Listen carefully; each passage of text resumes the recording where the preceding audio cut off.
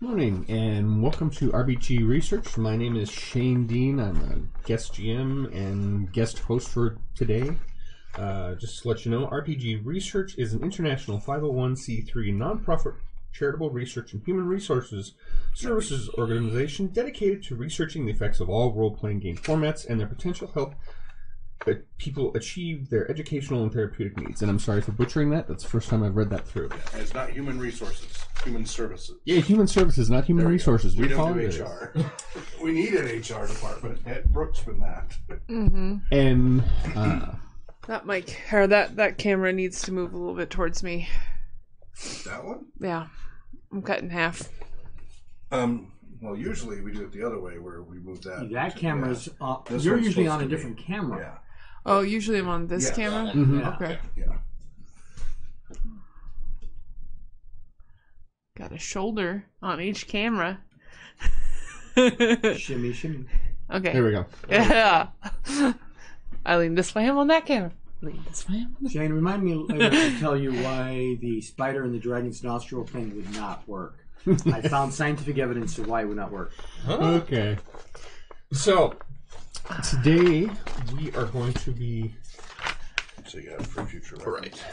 We are going to be running a very newly released game called Power Outage by Go Nerdy Games, created by Bivars El Taid. He's a school teacher in New Jersey, and he actually created this game to expose his kids to role-playing, and he then decided to go mainstream with it. And Danielle, did you make sure the stream was public and not unlisted? No. Double check that. You just do the edit, yeah. Now close that. That's not the right one. Go to that. It's unlisted, so nobody's seeing it. So go ahead and stop the stream, stop the recording, start again. Okay. We'll be right back. Take two. Nobody will hear. now I know that we're not a human resources organization. We're gonna go to pre-stream. The pre-stream. Where is the pre-stream? Up next.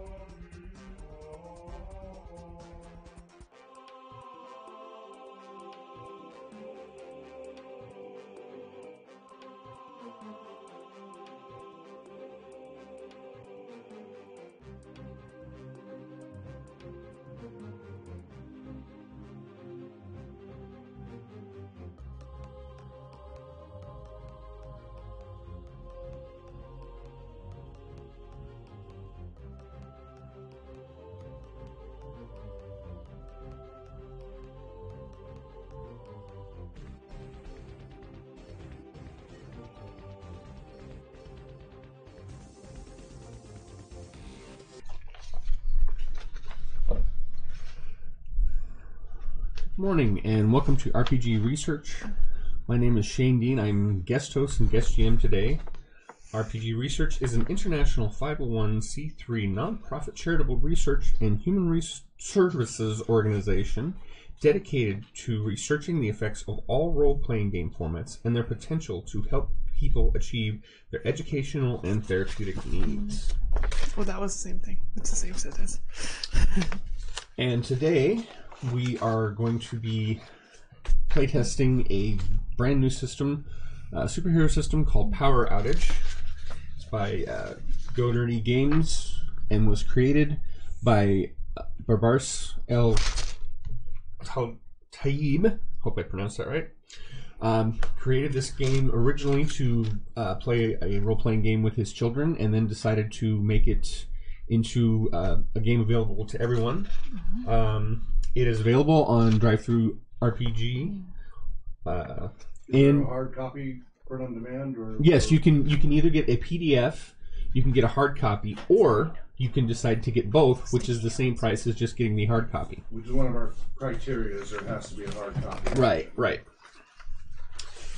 And as I said, my name is Shane Dean, and I will be running this today, and also with us, Danielle Whitworth. I'm the treasurer, as well as game master and advocate. I am Maxwell Davis. I'm just a guest. I'm Daniel Ivy. I am a game master trainee and all-around, help and artist. John Walker, Vice President of RPG Research, Game Master 1, and Advocate 1. And before we dive in, I would also like to especially say thank you, as RPG Research is actually noted in the rulebook as a noteworthy business with role-playing games. So we do appreciate you spreading the word about what we're trying to do. And matter of fact, I read our blurb from the printout in the rulebook, so thank you for that. And they gave us this preview free copy, right? Yes. Part of the reason we're able to do this is because we were lucky recipients of the Twitter giveaway, and so we were kind of able to get early access to kind of bang out and take a look at this game before a lot of other people were. So we thank you for that as well, Barbars. And so, getting into the setting here a little bit. Did we tweet out that we're broadcasting this to? But did we include the company or anybody in? I tried to. Go Nerdy Games. Yeah. It's still unlisted, Daniel. How is it unlisted? I don't know. Public.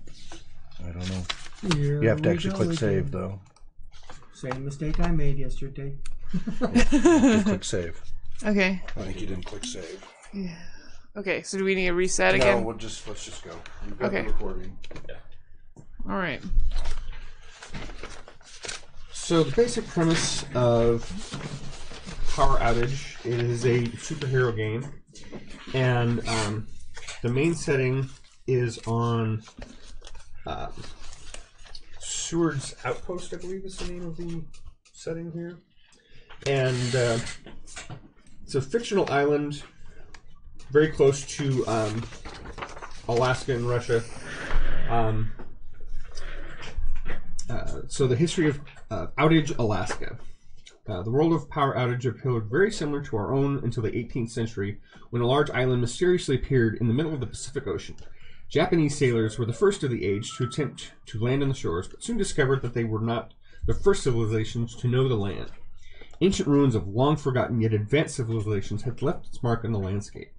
The island was not without its dangers, as large creatures, dangerous plant life, and seismic activity, and even the ancient technology of the island itself kept attempts at colonization at bay for a full century.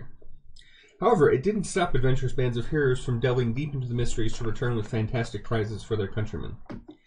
The evidence of these advances soon became evident in the Russo-Japanese War. The power displayed in the Japanese naval presence was only countered by the continued presence of Russian numbers and its great landmass resources. In the end, the two great powers finally settled a dispute by staking individual claims in the small island footholds that they could hold on to. The Japanese occupied the ancient city of the forgotten civilization, while the Russians claimed the area around a large bay backed by high cliff faces bearing exotic and unique minerals. As time moved on, an American politician negotiated the purchase of the Alaskan landmass and most of its surrounding territories, including the as yet technically unclaimed majority of the island. The agreement confirmed that the Russian colony maintained territorial control while recognizing American sovereignty.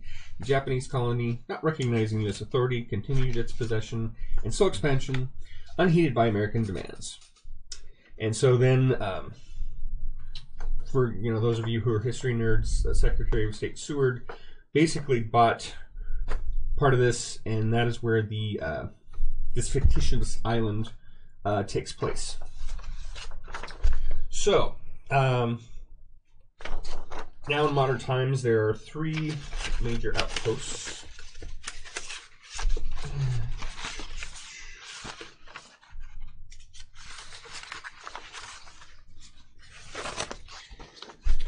Oh, I'm sorry, 5, not 3.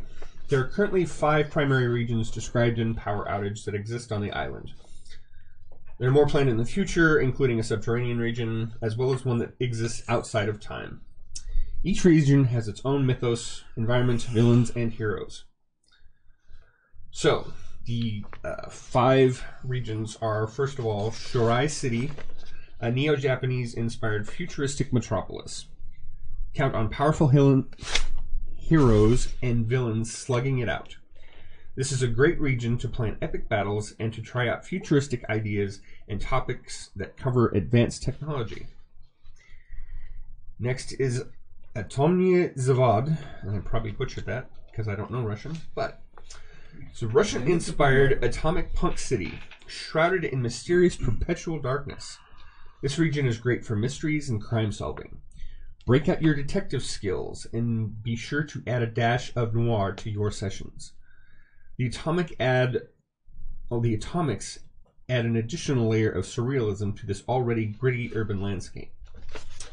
The Sink, a den of thieves, pirates, and plunderers occupying a land in perpetual flux. As one end sinks into the ocean, the other side erupts from the earth, oddly bearing ruins of long-forgotten civilizations.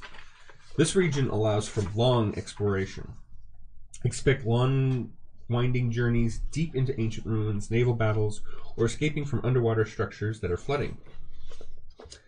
The Overgrowth, a scientific experiment on the existing fantastical landscape of Outage, has created one of the largest forests in the world, in part due to its sentient nature.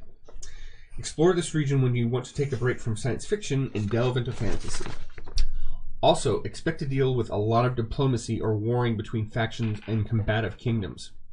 Maybe a dinosaur or 2.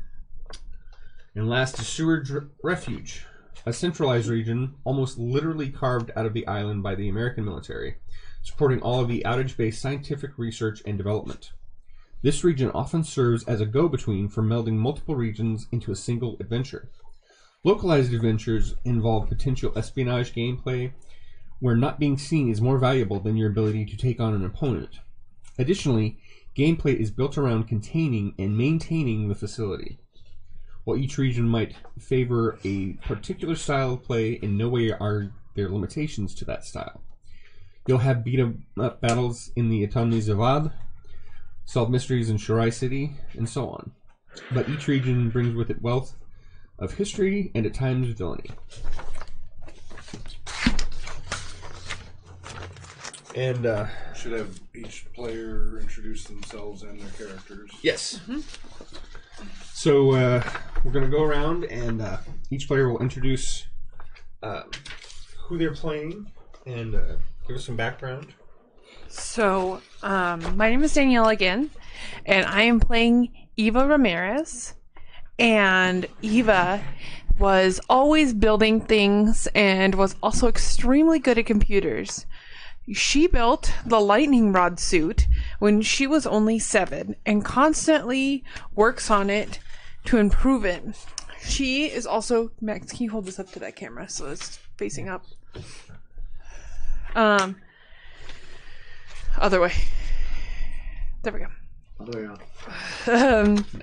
She built this suit when she was 7 And she really enjoys kickboxing and does really good with her staff. You're not facing down. Now you're facing the other direction. That is a picture of my character, even though it's rotated. And I am following what I've been told to do. Are you sure? it goes this way. I'm looking at the camera. It's this way. When you hold up to next start. Reorientated the camera again. Yeah, so Okay. put the feet off to your left when you show the picture. Okay. It's your turn. I am David Northwind, also known as Totem. And I come from the Overgrowth. While the Overgrowth can be a wild and dangerous place, many have flocked there to get back to the natural ways. David's family came here with many other Native Americans. David's was had a hard time reading there. Was found to have powers at a very early age and now works with RPG to protect people and defend the Overgrowth from Can't really read that one. Invasion? Probably intruders. Intrusion. I do apologize for my poor handwriting. Other way. So like this? Nope. Or Like that. And that is Totem. Can I see your image? Okay. My name is Daniel Ivy. I'm going to be playing Mirage. This is Mirage. Mirage is a Kimura. Kenna grew up idolizing samurai and has always wanted to protect people, as a samurai did. He passed several tests to become a part of the Roboto Corps, a new breed of protectors. His suit gives him powers that hide him and allow him to get into any area easily. So he's a Power Ranger. He's a power sneaker. He's a power ninja. Okay. I am the Bear. Team of Righteous Powered Gang, aka RPG. My secret identity is Grisha Ivanovich.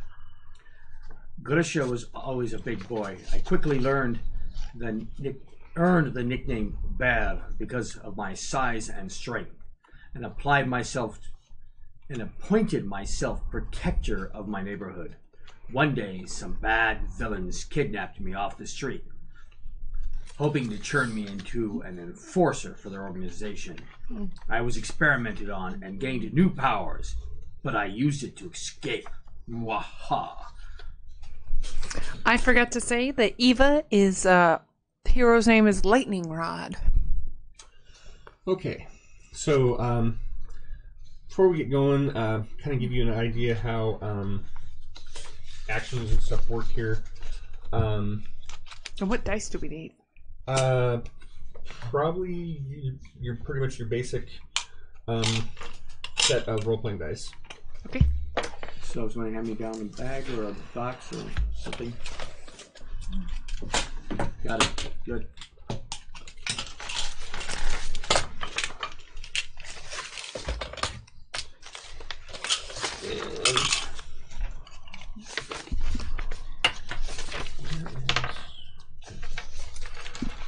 They liked me today.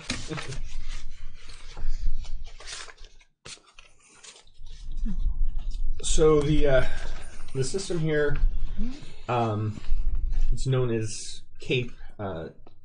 It's a system for breaking up sessions into different components, and the components of CAPE are combat, alternative, puzzles, and exploration.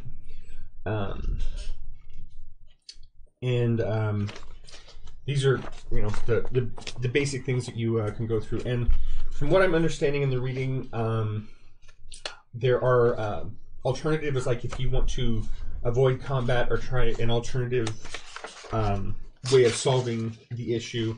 And part of the reason that this has been included is that the game designer worked really hard to find ways to make this inclusive for people who have maybe they have certain disabilities with either reading or solving certain puzzles might be harder for them.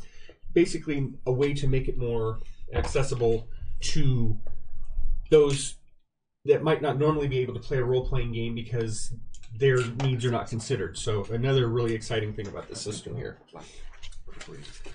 Now, going through the attributes, first one is impact, and that is used in combat. And when in combat, your hero has the ability to punch or kick a villain in the earliest levels. Punch and kick have the same effect, but they add flair to the story. However, the story may create situations where claiming to do one is preferable to the other. If someone is stuck to their ankles in sticky tar, they might punch. If their arms are bound, they might kick. Of course, this action can be replaced by any action you deem your character would do. The end resulting effect is the same, whether using a baton or a rocket punch. When punching or kicking, you roll a die 20 and add your impact score. And weigh that against the die 20 roll and the omer of an enemy and determine if you match or exceed it. The system in this book will be referred to as the dueling dice mechanic.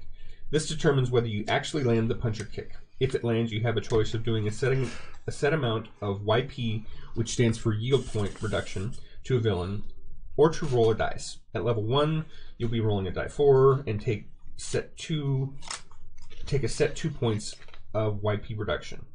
This means you have 1/4 of a chance of doing less damage, but a 3/4 chance of doing the same or greater damage.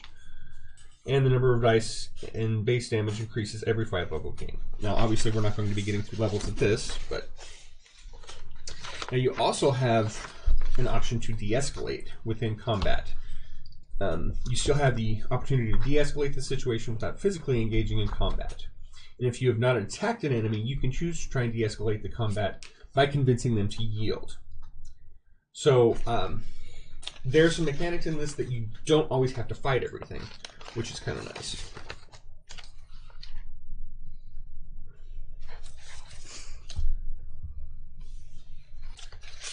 So, thank you. This one? No, the timers. Oh, yes. Okay. There's an open one directly over the screen by the dragon. Oh. Okay. Opposite side. Right behind the dragon. Dragon's butt. Yeah, there we go. There you go. Aha. Okay. Thank you. All right. So, I think one of the best things to do to show how the system works is kind of jump in, have a pre-made adventure that's found on the website. But can I just borrow your character sheet real quick? Unless the name of the adventure is a spoiler, can you tell us what it's called? It's called Trading Spaces. Excellent. So, I think I like that show. just going through really quick, the 5-minute attributes are impact, power, omer, yield points, and travel. As I already explained, impact is used in combat. Power is used when you are using a power, and omer is using when you are defending against an attack. Your yield points are obviously, they're like hit points, but in this system, it's a little bit nicer because things don't die, you just kind of give up, as you will. And so, and then you do what's called regrouping. If an individual loses all their yield points, people in their party can help, but if the entire group loses all their yield points, then the villain wins, gets away, and the party has to do what's called regroup. And then your last attribute is called travel, and that's pretty self-explanatory. That's how fast you can move. So, and I think with that we can just jump right in. So that way you don't lose things. Yes, thank you. So, as I said, this adventure is called Trading Spaces. This is an adventure for characters level 1 through 4. And it takes place in Shorai City. And basic synopsis. Robotic henchmen are ransacking small shops, leaving valuables and stealing assortments of mechanical and technological components. But what are these insignificant parts for? and what diabolical villain could be making use of them.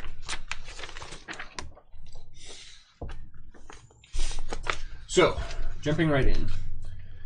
The commissioner of Shirai City's police department is at a loss for what to do. There have been countless thefts across the city, and no one has been able to stop them. Fortunately, there has been no public outcry yet, as all the items being taken have been simple mechanical and technical components. The department is overtaxed and underfunded. It has spread thin across the vast territory of Shirai City, especially considering its population. The mayor appears to be nonplussed by these recent thefts, but the commissioner is very considerate of even the smallest business. Small components add up to a big cost. Fortunately, he has direct access to contact the righteously powered gang. So, The RPG phone. yes. Ring ring. It's just shaped like a die 20 with a handset on it. Yes. Much. Oh no, it's like our cookie jar where the top comes off. Okay. Okay. Instead of 1 to 9, it has 1 to 20. Yeah. Because we can dial 2020.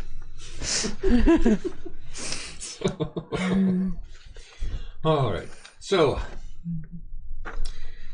you heroes are lounging about in your hideout, and the RPG phone starts ringing, and the screen comes up, and it is the police commissioner. Police commissioner. I'm afraid I am going to have to ask your assistance on a police matter. We are spread too thin to dig into this, and would hope that your talents and abilities would help us solve this mystery. There have been some strange robberies in different stores, and it is hard to determine the motive behind this. The components that have been taken are, by themselves, not very important or very valuable. Money and other valuables has been left behind. From Jack's vac shack, some upright vacuums and blender blades were taken. From Carl's car cartel, alternators, spark plugs, and wires were taken. From Penny's plentiful PC parters, a few microchips and cables were taken. From Tina's TV treasury, I'm not sure what CRTs are. They're the really big, bulky monitors. Oh, okay. You know, test tubes, that kind of stuff. Yes, okay, so all televisions, radio tubes, Vacuum tubes, not and, test tubes. and remotes were taken. I would ask that you would investigate this and bring these culprits to justice. The only intel we have so far is on some security cameras that there were these robotic-looking creatures that were hauling the components away. CRT, cathode ray tubes. Yes. Yeah. Cathode ray tubes, that's what, thank you. So, may I count on your assistance? I thought you were going to say that. I was waiting for it. Get to the chopper. All right. So, oh, and there was also Gary's game garage, but nothing was apparently taken from there. Mm-hmm. So, So your you're- first task should be to investigate these stores. Perhaps you can find clues, and we can proceed. So you're the only one on the phone at this point, right? It's a television phone. Oh, Yeah, big, like the big Justice League mega computer screen. So okay. anybody who's in the room is on the phone. All right. Especially you, the one with the mouth full of noodles. We'll be right on it. I say we go to the game store first. I want to pick up some new minis. Yeah, and it's really hard if you can't figure out what's missing there. Perhaps they don't understand the inventory. There are a lot of things at a game garage. The more the merrier. What say you, fellow silent people in the corners?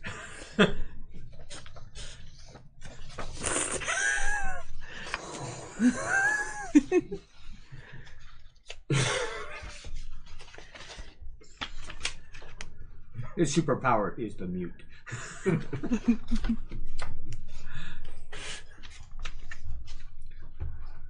So, we get ourselves to the chopper. Or the teleporter, because we're going to another dimension. Or We're essentially. going to another dimension. Aren't they like dimensions? No, they're just different they're parts of- regions on an Oh, island. regions. Yeah, Okay. it's a fictitious island off the coast of Alaska. Okay. It sounded like you went to the one place to go to the others because it was like a portal. Nope. We can fly there by helicopter. Okay.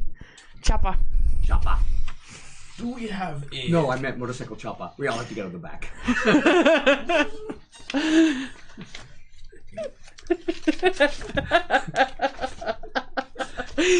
Dual sidecars.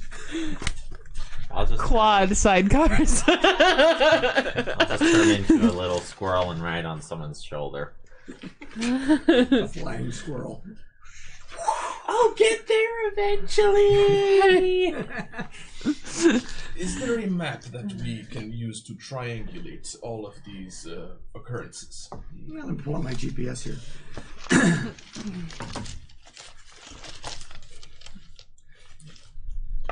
Is there a map?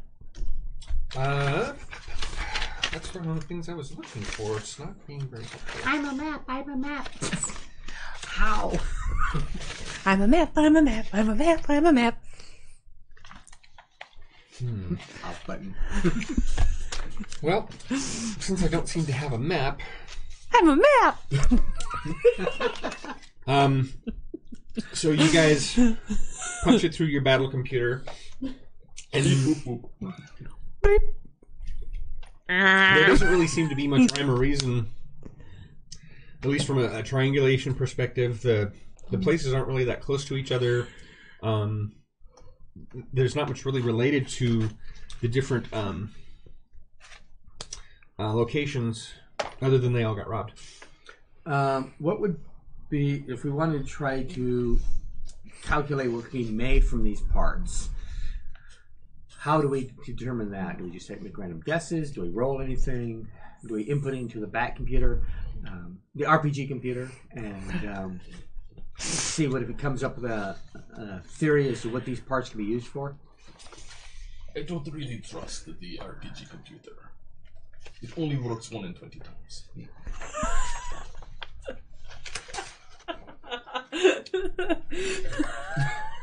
What world? Was I robbed again? Ever since you got that beholder virus. Well, But it was so beautiful. I'm guessing at this point, there's not really an intellectual stat, actually. There's a problem right there. There's no intelligent people in this game? We just Would it be the same as puzzle? Yeah, but there's not really a stat for puzzling this. Wouldn't that be? Oh, Herm. Omer is like your resistance. So I'm guessing at this point we're just going to have to kind of homebrew this, and we'll use power for intellect, and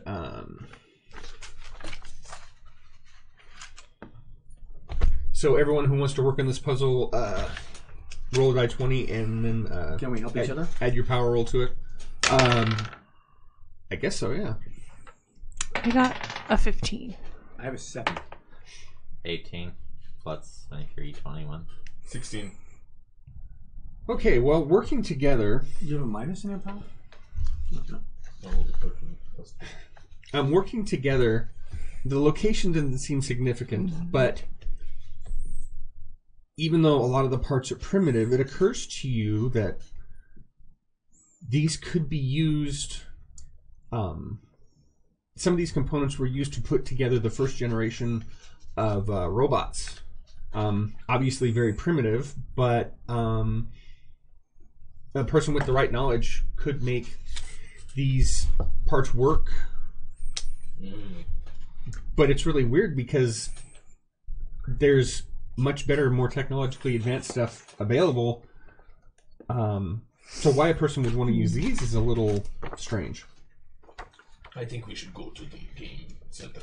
Well, aren't we already on the way? Aren't you a robotics expert? No. No, you just walk around inside one. I'm the robotics expert. Oh. And I also walk around inside one. Here, I thought you were just sparkling. No, people are literally walking around in robotics experts now. Yes. Not in robotic suits. The Well, experts. You make your outfit out of your PhDs. Well, I mean, I was 7 when I created this one.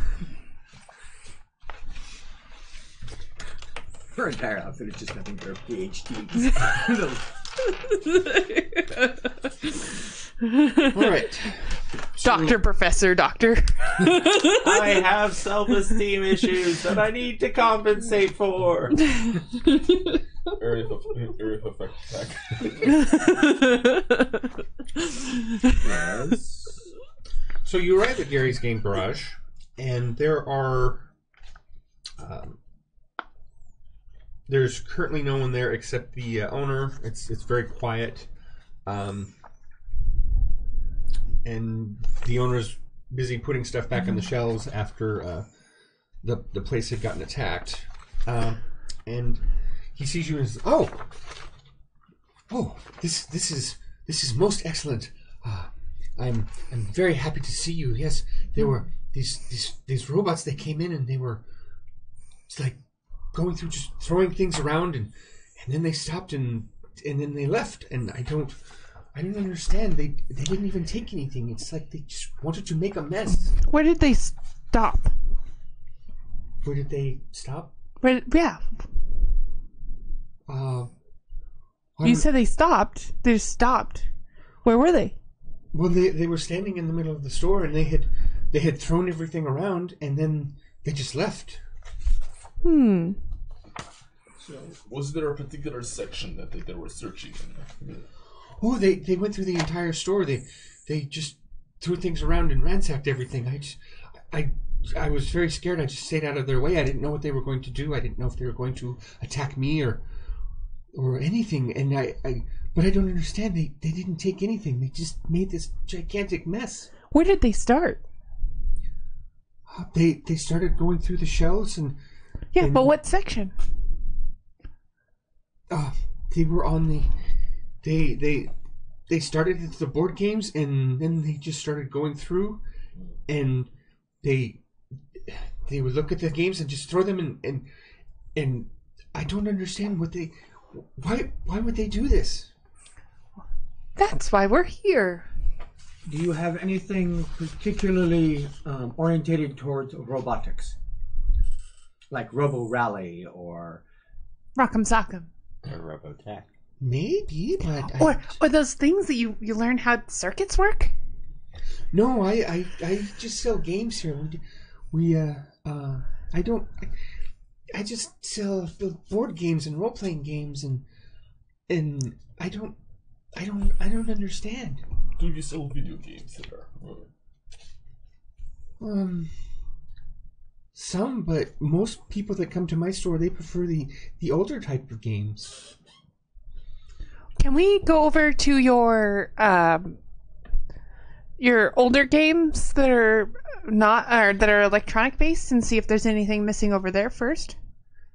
Well, certainly. You did a complete inventory, I assume? Yes. Was anything misfiled? I don't think so. So nothing other than on the floor wasn't where it wasn't supposed to be.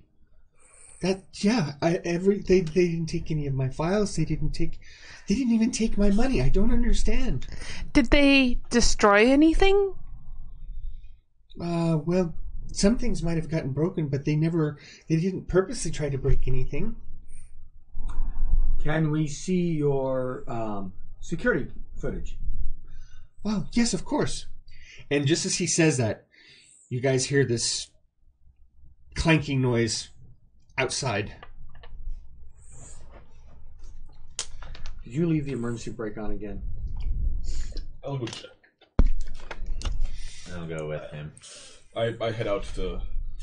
I peek out the window. Question. I don't see a spot for equipment. Yeah, one of the things this game is very, it's kind of rules light. Basically, equipment, however you imagine your character, you will probably have, based on the background you create, you will probably have certain things, technological people will have tools, weapons, etc. It really leaves things really open, because this game tends to focus more on the story aspect, and it doesn't get into the crunchy aspects of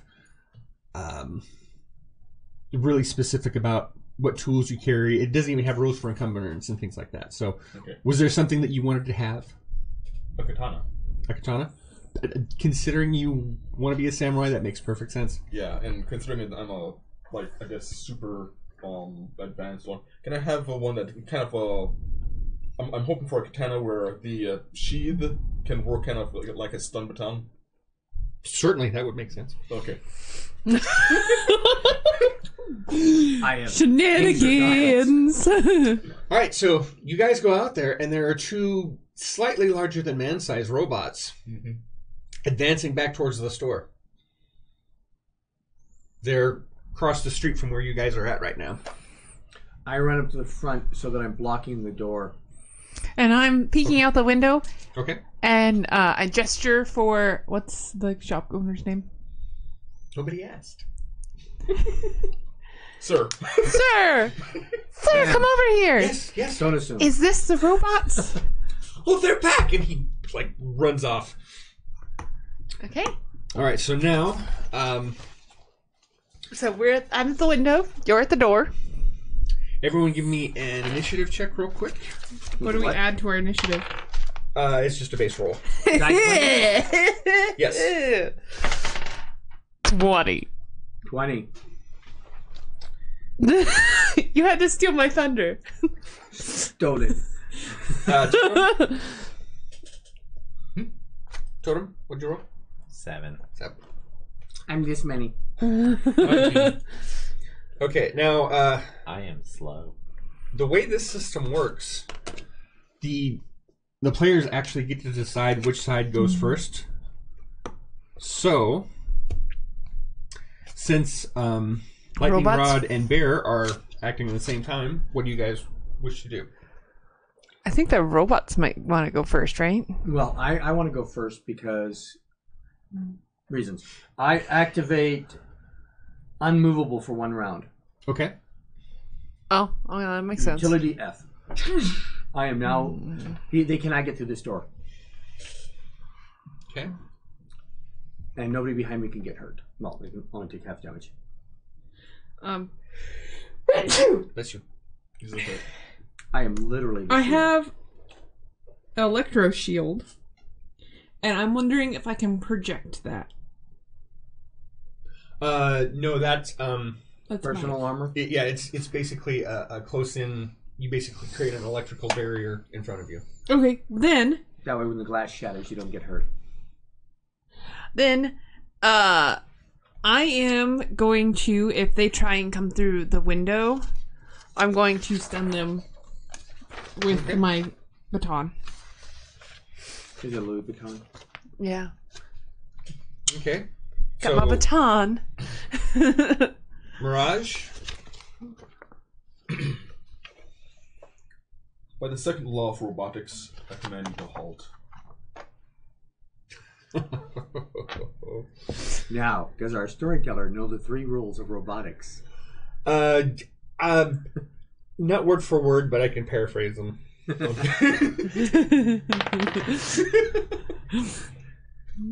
Okay, they keep advancing at you. Okay, I put my hand upon my my sheath, Mm-hmm. And I prep its charge. Okay. And Totem, what are you doing? I will turn into a gorilla and just punch one of them. Okay. Oh, starting straight with violence. Got it. Give me a an impact roll.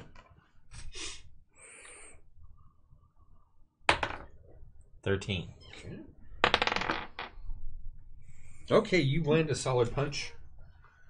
And so roll 1d4. 3. Okay.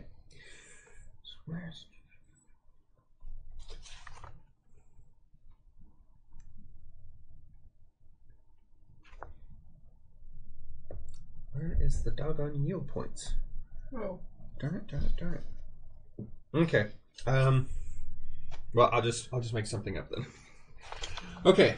So yeah, it definitely staggers back, but then it wants to keep advancing towards the store. So now it is their turn.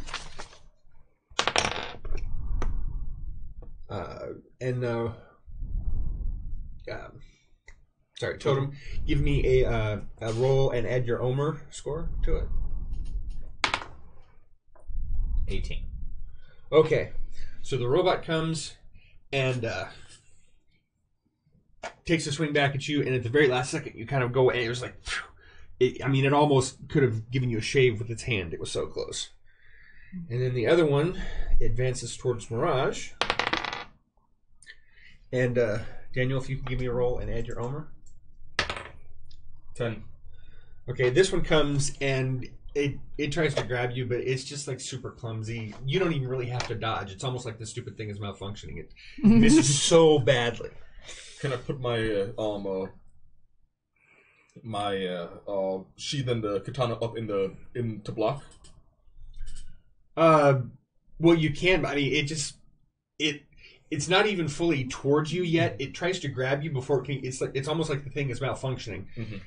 It missed so badly. It like grabbed, and you're just like, really? Okay. Okay, so new round. Do you guys want to act first, or you guys want to let the robots go? I'd like to act first. Okay, so Baron Lightning Rod. You see the robots are being aggressive, and your partners are out there. Are you guys going to maintain the defensive position, or are you going to proceed out to assist? I am going to move forward to the closest robot. Okay. And I'm going to move to the other robot. Okay. And I will use bare fists, which means I can use A, B, J, N, or O. I'm allowed to hit him with alphabets. Those were different power listings. And I forgot to copy the power tables, didn't I? A, B, E, H, or N, X. Why is he? I'm going to hit them both with N and O. No means no. No means no. So, I'm trying to remember what all the different powers did. Look it up. You have a computer. That's cheating. He's the GM. He's laughing. Did you print out the entire book? Or No, I just printed out sections I thought would be relevant, and I forgot to print out the power listings. That's my fault. Where are you? Anyone see the mouse? Nope. Hit the control key. It's under your. if we had a cat, we'd find it. Is it on? Yeah. I turned it off yesterday. Oh no, I think it's dead. Yeah, it's dead. It's Jim dead. Dead, Jim. I don't even know how to get this open. With your teeth.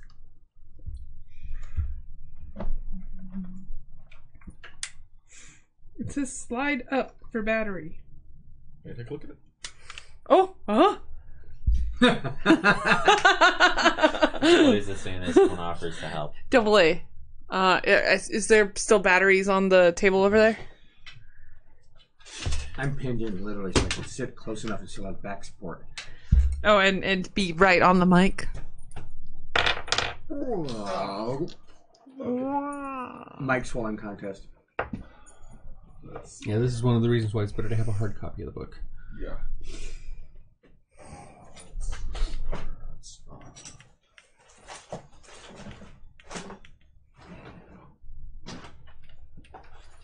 There we are. I was like, I know. I'm assuming I can only utilize one power at a time, so I can't hit him Yes. and then go. You can't hurt me. Mode. How many do you need? Yeah, you can use one combat power or your shield power at a time.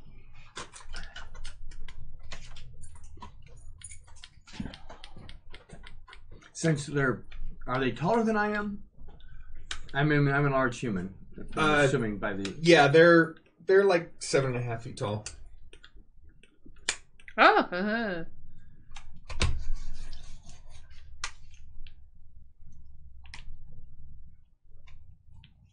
There, Haha, so- found it. Okay. So I duck down and punch him in the knee. I've lost it. Because everybody knows the robot joints are the weakest Found part. it. Oh, there we go. I think it's coming up from the bottom. Unless you're a robot with a Okay, go for it. fish things for a chest thing. Then you threw the cat in. Yes. That's not fair to the cat.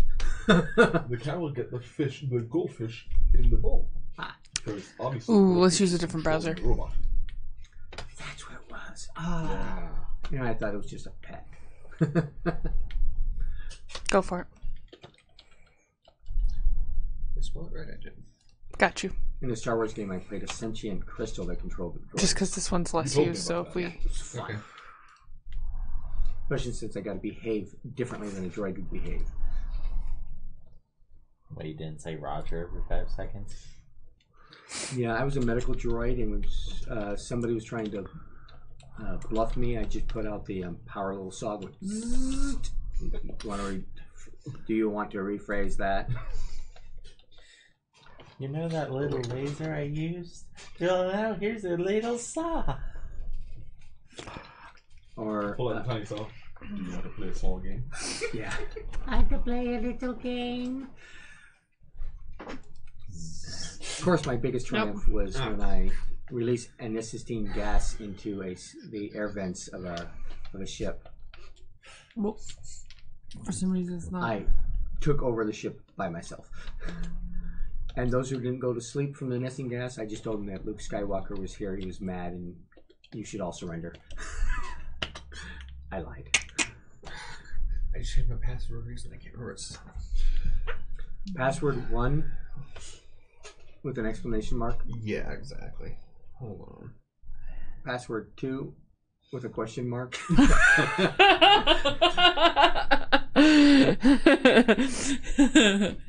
Is password 4 with an @ sign? Yeah. I want to play with the big dice. The big foamy dice. Okay, well then go get them and open them. Or are they just for open. display right yet? Are they just for display right yet? Well, I mean, they're for displaying to when you have somebody who needs them. I don't know how true they are. Giant foam dice. I could use those when I do tournaments. Because I have a tendency to do all my rolls in front of the players during tournaments, so they know why they died. They I was- probably died because the dice was larger than the table. Yeah. Oh! Your miniature was hit by the D8. Miniature. I'm talking about the player. Roll a strength check. That's not a character sheet. What did you roll? I can't tell. I'm buried underneath it. What's the opposite of the number I can see? I don't know what you see. Me neither. I'm squishing it. Somebody call the hospital. So one thing that I'm noticing as I'm looking over at, I'm not reading, but I'm just looking at the sheets for this, is that all of it's in large font, Which is nice for people who are a little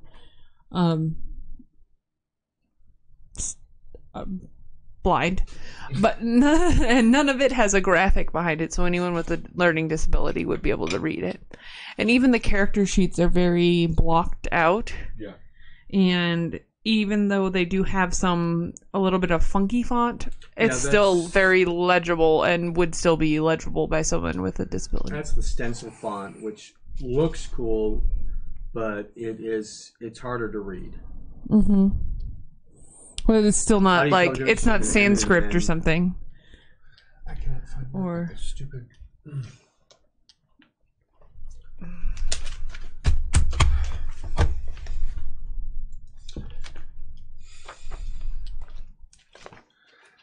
No, Control F.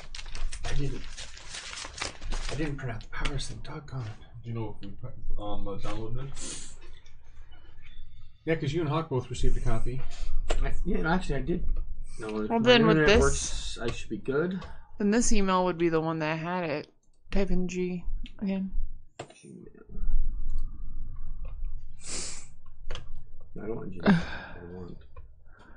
I want my drive. Look for. Let's see. Oops, spelling counts.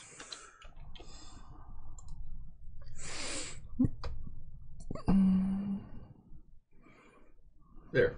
Core rule. There. That one. You found it. Hey. Found it! We found it! Yep, I found my copy too. Are you sure that okay? Is there power to with you? Why is it making me log in here? I have no idea.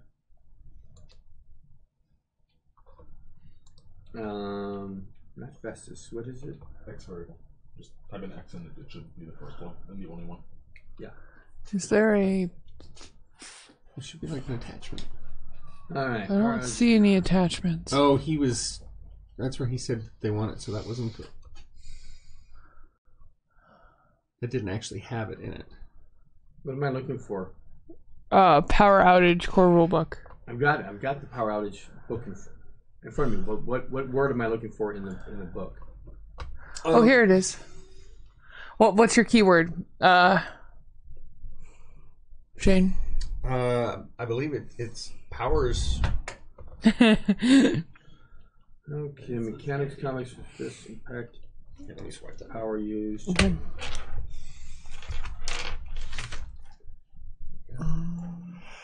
Control F. No, those aren't the powers. That's leveling up. So 29 is combat.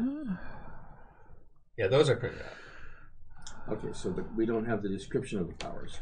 Yeah. Oh, here we go. Oh, too far again. Dang it. Okay, so combat powers. So which ones do you have? A, B, J, N, O. Alpha, Bravo, Juliet, November, Oscar. So A, as a standard action on one adjacent enemy, you do 1d6 and also pushes the target back one space. Okay. A. What page is that on? That is on page 49. Okay, so That's where the power listings start. So I'm going to just kind of keep that up in the background, so if we need to look up anybody else's Here, power. once again, we gotta fix this because of the. Oh, yeah. Because it's on our YouTube. Okay. Someone else gets to watch that. Well, I was just going to minimize it for now in case we need it. Well, I want to read it. Okay. As a matter of fact, I can't read it with this in front of me. Oh, but it's red and pink. That's kind of a weird. Yeah, this was the one thing that... All the rest looks really awesome, and like the blue is bold enough, but there are blocks in here where... this is They're really colored. hard. And I mean, stylistically it looks cool, but from a reading perspective, that might be a problem for some people. Yeah. Mm-hmm. Okay, so I have A. Push target back one space, not avoiding hazards. B. It's 1d8 adjacent enemy, so I don't know. That's just a really strong punch or kick, whichever you choose. Juliet.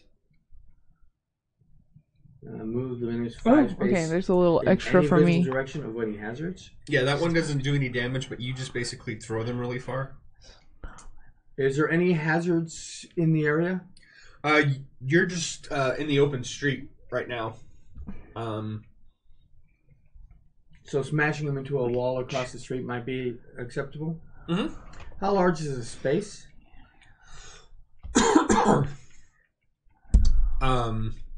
Well, it's a standard city street, so Right, but I said I can push him back 5 spaces. Yeah, so that's like I'm assuming that's the standard 5 feet. That's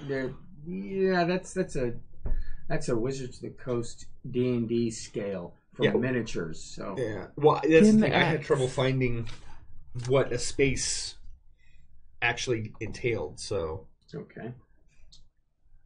I was just kind of, for now, going off the assumption that it was the 5 foot space. All right, so we're assuming that I was able to get up into melee. Mm-hmm. I am going to utilize J. Okay. Move enemy 5 spaces in any visible direction, avoiding hazards. Does that mean I'm not allowed to throw them into something? Well, no, it's just that if there aren't any hazards, they will go back 5 spaces. If there's a hazard, they will hit it. Okay. I want to throw the robot into a fire hydrant. Okay. And there happens to be one conveniently located. Because I'm going water plus robot equals. Okay, so that's going to be a power roll. Okay. Not an impact roll. Darn. So die 20 plus. Well, no, actually, since it's a combat power, that's still, yeah, that would still be an impact roll because it's combat based power. Okay. So add your impact to your roll. Okay. So die 20 plus 2. Mm-hmm. I don't suppose an 8 does anything. I don't know what their goal is. Remember, this is dueling dice, so Right. So they have to roll. oh well. You go to grab him, and he just basically steps away. Wow, each Nimble character little minx. almost needs a full printout of these. Yeah, these things are well, and It's 3 pages. it's one of the things that I understand that people like to have a character sheet where everything is just on one page, but I would think you would want to have a space where you can actually write power descriptions. So the place where you write your powers, I think, should be bigger. Maybe put that on the back of the sheet and all the rest of the information on the front. Yeah. That's just my preference. Okay. So, lightning rod. Bear tried to grapple with the robot and missed. Okay. Well, So did the robot get thrown far away? I didn't throw him at all. Okay. Let me get a hold of him. Okay. Sorry, I was reading while I was. No, that's fine. Okay. failed to So I'm gonna That's the acidity of the system. run. So I ran in last turn, Okay. and I am going to do a combat H, where I run. I hit both of them with the end of my staff at the same time. Okay. So that would be that's combat roll. So Yep. And it does a d6 of damage, and it halves for the second person. okay. 4. They basically just part and you go by them. Mirage. I am going to try and use the stun of my my. Why can't I remember what this thing I just said a minute ago? Katana? Sheath, my katana sheath. Right. Okay. To try and stun one of the one that tried to attack me. Okay. His knees. Okay. His knee to basically I'm trying to make it so that he can't move anymore. Right. Yeah. Okay. So give me an impact roll. 3. He dodges out of the way. Totem. I checked the batteries on it. You missed. You didn't fail to discharge. I'm going to turn into a water buffalo and charge Okay. the other one, not the one that you're currently. Failing to grapple with. Yeah. Roll failed. All right. I don't want to risk running you over. Thank you. Give me an impact roll. Again. 16. 17 total. All right. There you go. Thank you. Oh wow. You're barreling in, and then at the last minute, he does this like beautiful, almost matador, just like moves off to the side and gets out of your way. Doggone robots. Where did you get that red cape from? Oh, yeah, he doesn't have the cape. These dodgies. Okay. These are obviously bad guys. Totem. They're very dodgy. Give me a roll and add your Omer to it. The one that, Totem. Okay, couldn't quite hear. yeah, as you're going by, it tries to strike at you. I have 19. Ooh, very well done. It basically I mean, you can feel its hands going by it, but fortunately does not impact you. And then The name of this game is Swish. John, give me a roll and add your Omer, please. Okay. 8, 9, 10, 11. Oh. So this one goes to strike at you, and this is even closer still. I mean, you actually feel it brush your skin, but it doesn't do any damage. I mean, They're caressing you. That close of a roll. Caresses you. All right, now we're back to lightning know rod. you. Now we're back to lightning rod. All right. I am going to this time try to jab them individually, but hit both of them. Okay. 12. Okay, and then roll again because you're kind of like doing different ones. 9. So 12 and 9. Okay, so first one. Stop rolling 20s. So this is a game where nobody hits anybody. Very non-violent. They managed to get out of your way of your staff. Slap fighting. There. So We're caressing each other. when I went for the grapple and I missed, I made it look like I was doing a feint and roll. Okay. So I roll and tuck behind him, and I slam my gauntlets together that sends out an electronic pulse, or however you want to call it, and it will up to. No, that's the wrong one. It's combat O. My page moved. One enemy within 10 spaces. No die to damage. Standard action type, and I reduce 1 power use from the enemy. Oh, okay. So I'm going to take away its powers. Power down. Okay, so that would be a add your power to that roll. 11. Okay. You might want to know this one. Okay. So you do that, and the air kind of vibrates as it goes towards the robot, and Which one? it's making a move to come and get you, and then all of a sudden it just stalls, and then it basically falls over and careens forward and is now not functioning. It was kind of. And so Mirage. This is what happens when you take the bear to the mall. Don't feel unbearable.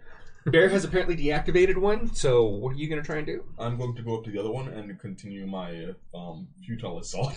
Try and shock this thing. Okay, you're stunned baton. Okay, go ahead, roll your impact. Or Yeah, add your impact, rather. It's time to start with new Don't dice. bother. Yeah, it's going to be a 2 total. Okay, yeah, it sidesteps you. Alright, Totem. I am going to I'm use gonna my really totem get curse. ballet. Okay. So one enemy I'm up to 10 spaces will take 1. I cannot read that for the life of me. Probably YP. That's like 1. Yep.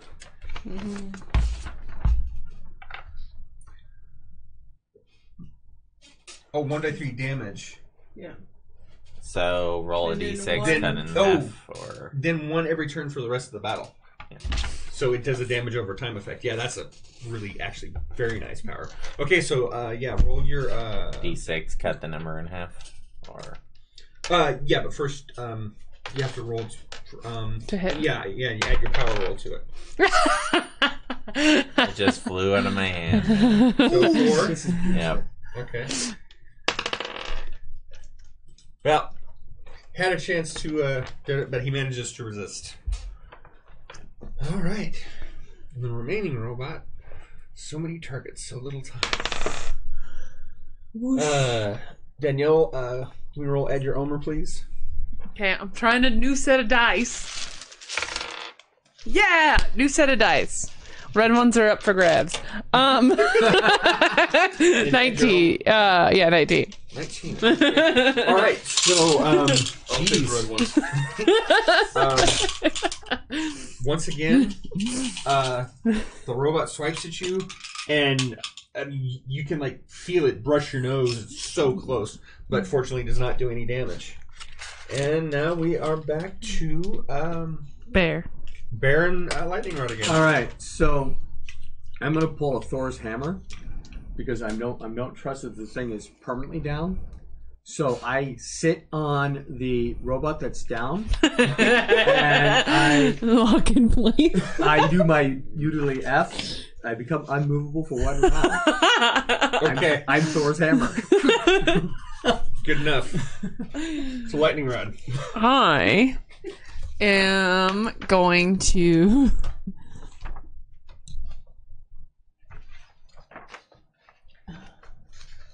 I'm going to use the lightning rod to try and stun. Okay. I'm guessing we're adding our impact. Yes. 11. Using that feature. Try and Yeah, I just do a hug. Utility F. So,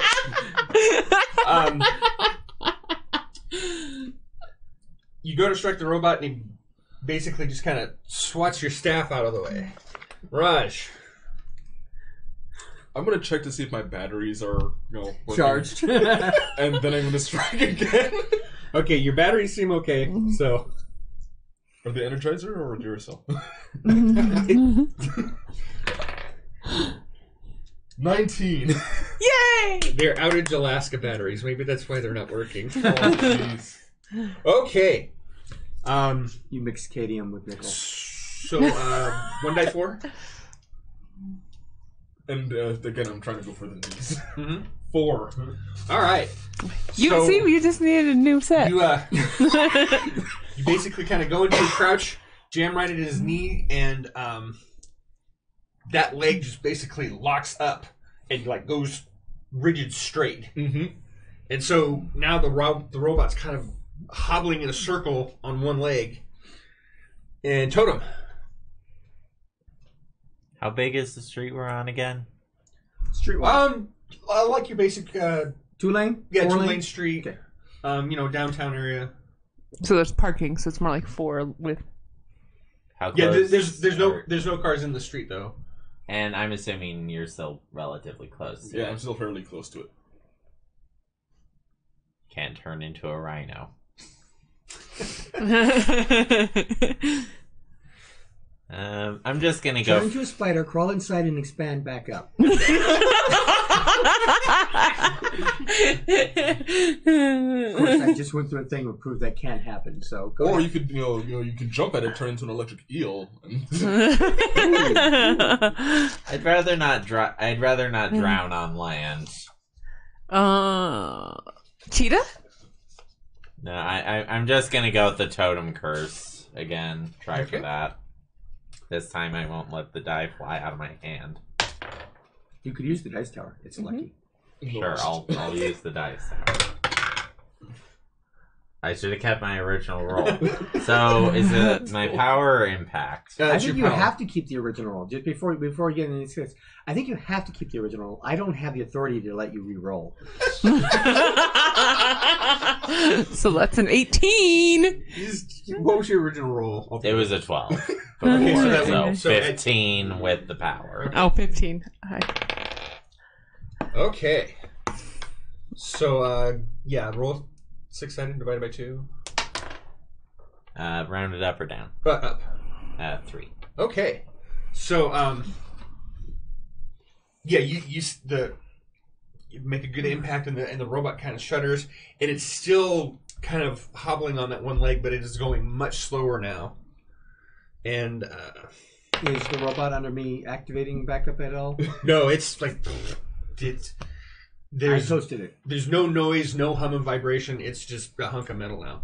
Okay. And the robot is kind of flailing wildly at this point, but none of you guys are close enough, and it's just like hobbling on this leg. Can't really do much anymore.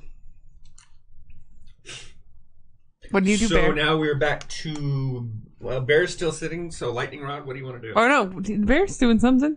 My ability only lasts for 1 round. Yeah. I'm seeing that it's not making any attempt to move. Oh, I'm okay. gonna do something else. Yeah. I'm sorry. Yeah, go ahead. So, bare fists again. Okay. Power down. Roll. Add your power. 15. Oh, that's a good roll. And up to 10 spaces away. So I'm assuming I can zap him with this. Yeah, because you're only like 3 or 4 spaces away. All right. So yeah, it kind of hobbles for a little bit, and then it basically does the same thing. It falls like a catapult. Falls forward, and since the leg is messed up, it kind of falls in a really jumbled heap. All right, so you guys have defeated. And since I'm super duper electronically mindset, I start taking apart the first robot and looking inside of it. It bleeds. Please. These are just cosplayers all along. Immediately. I want to know how this thing works. And if it's anything special. And if there's anything special hiding inside of it. Do they have antennas? Do they Have they- receive Wi-Fi? Have they found a way to use the, oh god. I want to get into the memory banks. You know what I'm talking about. Fingers? No. The thing they stole from the other shop. That's a tube. Cathode ray? Yeah. You use cathode ray? Yeah. Yeah, like this thing. Are these 1950s robots? Yeah, that's what I want to know. What do they look like? These robots seem to be a mixture of really advanced technology and ridiculously, we're talking like 1930s, 1940s stuff jumbled together. It really does not make sense. I disarm it by pulling away its whisk and the plunger. The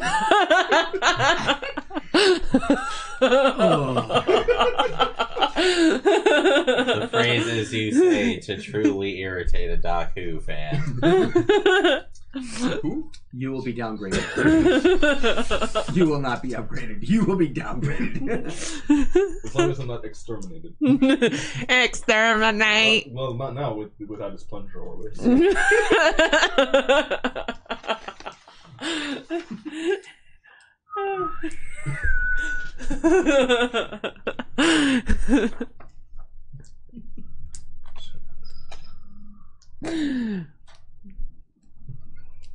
Okay.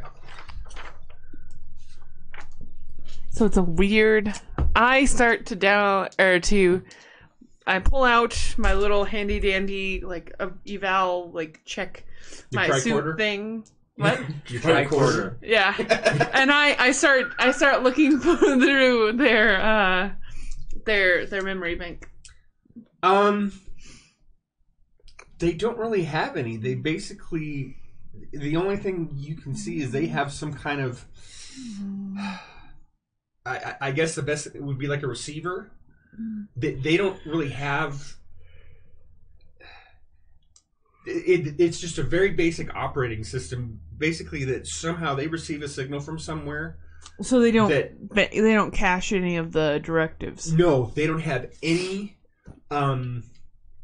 There's nothing in there that How would you do that? Completely controlled by something else. They're not autonomous in any way. So they're remote controlled. Yeah, so somebody was controlling these from somewhere else. Okay. I was like, even a printer has a cache. So just as you guys are doing that, the owner of the game store comes out and says, "Oh, thank you so much. I don't mean to bother you, but there is, I just noticed on the security camera there's a very suspicious van in the alleyway, and I look back through the security footage. It's been sitting there for some time. The windows are dark, and I don't know who's in there, but it's been sitting there for several hours now, and I've never seen this van in this neighborhood. It doesn't look like a delivery van, but I think there may be some bad people in that van. Could you please go look? Please go see." I put my hand on his shoulder and say, "It'll be okay." I'm already running towards where he said the van was. Okay. Console fight. So Mirage and Totem, what are you guys gonna do? He's heading back. She's consoling. Can you get the transmitter out? And the receiver out? Yep. Okay. I asked the store owner where the van is. It's like straight line. Where's the van? Oh, it's in the back alley, about a half block down. It's right behind. It's a storefront. It's been abandoned for years. No one's ever been in there since I had my game store. Okay, I'm going to use my ability to phase through walls, and I'm going to run beeline straight towards there. Okay, So he should actually get there before I do. probably. And so Totem. I turn into a peregrine falcon and fly there. Sweet. Are you green or does No, your- he's red and white because Falcon's awesome. Yeah. But no, I don't. I get what you're talking Right. about. Well, the other question is your twin sister turned into a pail of water? Well, I don't need to clink a ring together. So. Yeah, we also ended up having an annoying monkey with a stupid name. So sorry. Hey. All right. So Welcome to RPG Research, where we make every reference we possibly can today. all right. So We're not dated. You're dated. yeah, Dan. Come on, we're basically just a variation of the Super Friends here. You will definitely I'm going to say vibrate the first. walls. So you Stop before we see. yeah, Are you get there, green? get to the van, and it's one of the bigger like work utility vans. The minute I get there, I activate my other ability, camouflage, and make myself effectively invisible. Okay. Give me a roll and add your power, please. 15. Okay. So yes, you were phased out, blending in, and then Totem, you get over just as he phases out, and you can see the van sitting there. And you can see me running up. Yeah, and I'm just gonna perch on top of the van for now. okay, When I'm within 10 spaces, let me know. okay. So yeah, you round the corner, and you run down the alleyway a little bit, and then you are at 10 spaces. Okay. Are you gonna smash? I'm going to I'm going to power down the van itself. I'm attacking the van.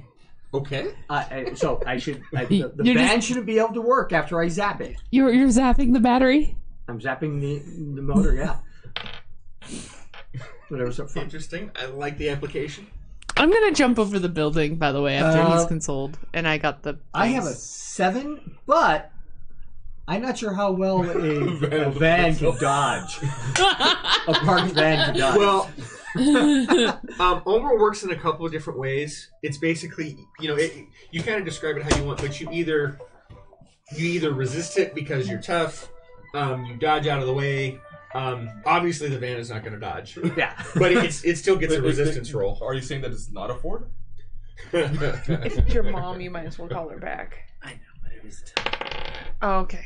Okay, so It was a Dodge.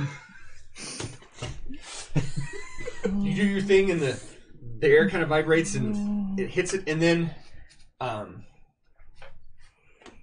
you basically you kind of see some sparks go through, and Hey, as long as I fry the ignition, I'm happy. then it kind of yeah, there's some sparks, and then but you don't really notice much else. Yeah. I shouldn't be, unless they are attempting to drive up, I shouldn't be able to tell the difference. The sparks tell me at least they hit it. No. Okay, so you do that. Doors fly open. Passenger driver's side and the slider door on the side, and 4 much better designed robots step out. So now, Actually, It's the A team. well, then you don't have to worry about them. Are you moving, sure it's right? not the F team? No, it's definitely the A team. And I'm expecting one of the robots' name is Face. Okay, so give me an initiative roll, guys. While they were doing that, I was removing the receiver Yes. and keeping it intact, like so it can still work. So it has a power source off of mine. So if it gets received anything, I will know. Okay. So, lightning rod. Go What'd through all you the get? bandwidth. Lightning rod is experimenting. Okay. Yeah. And now, if I'm Go. done, whenever I'm done. What's your initiative? What's your What's your initiative? Oh, 3. Totem, 10. Raj, 14. 15. and Bear 15. Okay. So, unless you guys want to let the robots go first, Bear, you're up. All right. So they're completely outside of the van. Yeah, they just stepped out. There's one on the driver's side and 3 on the passenger side. And do they have weapons? Not that you can see. Okay, so there are 3 on the passenger's side where they came out with the sliding door, right? Yeah, one stepped out of the passenger door and the other 2 stepped out of the slider door. Okay, so the door's still open. Mm-hmm.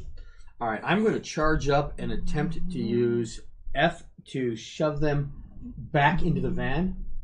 Good. Now, technically, This works with my plan. no, that's kind of The space won't really allow you to do that because they're basically in the middle of the alley, and I can't shove them back into the van. well, Combat F is not the right one. No, yeah, it should be O, I think. well, No, I'm just talking about the not angle because basically No. you're going to be running at them, Mm-hmm. and you can't there's not enough room for you to get on the side of them to shove them back in the van. Is what I'm saying. Okay, so in other E. words, that means there's not enough room for them to get past me if I'm standing in front of them. Combat So lock. I combat lock. I just run right up in front of the first one, get in his face, and go, move me. I love it. Okay, Mirage, you're next. Okay, I'm going to sneak into the van. He's invisible. He has are to there crawl any over the top and come back through the back because everything else is blocked by people. I can phase. Oh, he phases right through. Yeah. Just want to walk right through. Invisible guy phases right through. Yeah. Are there any receivers or transmitters that I can see? Yeah, there's it looks like it could be a control. I mean, basically, there's a bunch of it's kind of a cabinet. And there's a bunch of buttons, but they're not labeled in any way. The buttons are all the same color and everything, but it does have like a small antenna on the side. So somehow this thing was doing the transmitting. Okay. I'm gonna stick my sheath into the gearbox with the buttons and shock all of that. Okay. I'm just gonna do a resistance roll here real quick. Okay. Yeah, give me an impact roll when I think about it. Keep forgetting this dueling dice thing. Dueling. 18. Okay. Yeah, it just starts sparking, smoking, and burning. All the robots suddenly power down at once. No. Okay. They're independently controlled. Yeah, these are somewhat better. Do we see humans yet, or just robots? No, just robots so far. So, robots controlling robots? Scary. So Totem. I'm going to fly over the 4 essentially and turn into a grizzly bear and just kind of belly flop on them. Okay, well, there's 3 on one side of the van and 1 on the other. So I'm I'm assuming blocking you go the for the 3. 3. Yes. Okay. So you're going over the top of the van then? He I was. perched on top of it. Oh, that's right. You were perched on as a bird. That's right. So you just... Yeah, pretty much just. You should become a whale. I don't want to do that because from the sounds of it, we're in a small alleyway. Yeah. That's why. But if you do the whale, then you slam the van against the other guy. But I'm in the van. Yeah, I don't. That's the whole reason I was so on board. That's the reason I was so on board with you just pushing them back into the van, because then it's just, okay, turn into an elephant here. Right. Well, I tried. Yeah. Okay, Okay. so elephant, grizzly bear, what are you turning into? Just for the story's sake here. Kind of like the whale thing, I think an elephant is too large. I'll go with the next biggest thing I can think of, a rhino. Okay, sounds good. And yeah, just give me an impact roll. 6. Okay. So they can roll a 1. Well, he's got to roll for all 3 of them, don't they? They ain't getting past me, so if they dodge out of the way, they have to Okay, back. so the back two, they kind of see you coming and they back away, but the other one is just oblivious and you just land right on top of him. Roll 1d4. 3. Okay, you damage him and he's now prone because you knocked him on the ground, so that's helpful. You should have done an elephant so you can start throwing people around. We are in a narrow alley here. Yeah, straight up. So lightning rod. He doesn't want to crush the person in the So back. I am still on the other side. Yeah. So I am going to do my utility D, which my suit powers up and helps me jump an entire building. Essentially, is what I'm going to try and do. Okay, what's the range on that? It's my range, which is 7. Were you inside the building or Alright, outside okay. the building? when I you was did this? outside in front. I'd be more fun for to go right Okay. to the roof. Yeah, so 7 spaces. You should be able to clear the building. Okay. Okay. I jump the building and land on the van if I can. Okay. Yeah. Something heavy just smashed on top of the van. How do you feel? She's not that heavy. She's a little teenager. In a robot suit. Yeah. With a giant staff. I'm sure it made it What is it, made of aluminum? Possibly. Okay. So Aluminum foil. I am standing on the ground.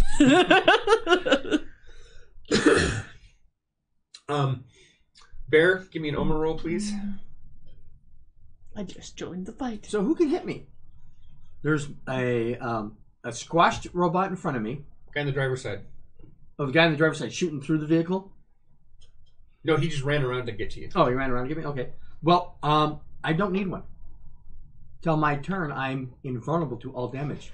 That's right. I forgot about that. Mm-hmm. Okay. So not only can he not move me, he can't hurt me. Pew pew. Does not. Okay. Pew pew. So the robot comes up and hits you in the back, and there's just like this. Roll to see if his hand caves in. There's just this loud clang. So he has to roll over from his own impact. Yeah. Well, fortunately he beat it, but he like hits you and it just makes this loud clang, and obviously nothing happens. Yes, can I help you?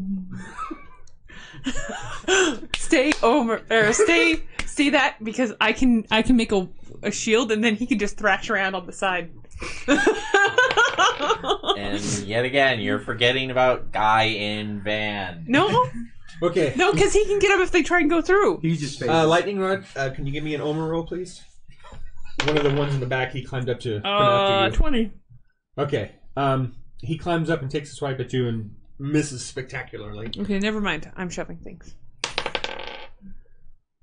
And Totem, if you give me an Omer roll, please.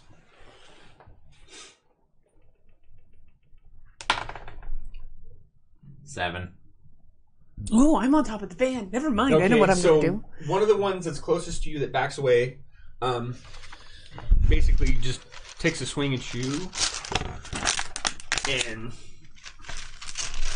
Oh, we were supposed to be using. hits you in the hindquarters. So that's 2 yield points. I'm going to try to capture one. And now we are back to Bear's turn. I don't know how you want to roll this because I'm not using my bare fist attack. I am grabbing him Okay. and then utility F. In other words, I'm locking him in place. Oh, okay. So I mean, I would suggest a power roll Yeah. to see if I can actually grapple him. And then if I do grapple him, I can do the. Well, actually, no. That would just be impact because you're just trying to grapple, and then you activate the power. Correct. And he has no resistance against you not being able to move. He just stuck. Yeah, exactly. So that's just an impact roll to see if you grapple. 21. No, I'm sorry, 22. Yeah, you most definitely got a We're going to have a talk. Okay. Rush. What else is in the van? Smoke. Other than the you've got the transmitter board, and then there's a bunch of just pieces of the things that the police commissioner told you were missing. You know, the weird unexplained components. So apparently this is their getaway van where they've been stashing stuff. Okay. Are there any robots that seem damaged? Well, there's the one that he landed on. Okay, is he still on top of it? Yes. Okay, will it pinned? I'm going to come out and come out of drop my cloak, and use my shock sheath baton. Okay. To try and shock one of its legs. Okay. So that's probably going to be impact. So yeah, give me a roll and add your impact, please. Not to 20. Not the backseat storyteller, but he is shocking a metal object while somebody's sitting on it. Well, it's not a really huge charge though. It's just like a stun baton. Yeah. And I'm locating it to the knee, which is it's going to transmit. Also, a lot of padding. He's probably just going to be like, ooh, it tingles. Okay. So you said you were zapping its knee, right? Yeah. Okay. So, yeah, it basically does the same thing as the other one. The leg just goes straight. Mm-hmm. And roll 1d4, please. 4. Okay. So, and you did 3 before. Okay, just trying to see where we're at here. All right, so then... It's my turn. No, Totem, and then your turn. Oh, sorry. I'm skipping you. It's like I'm not even here. I rarely punch for damage. I mean, I have the ability to punch for damage, but why?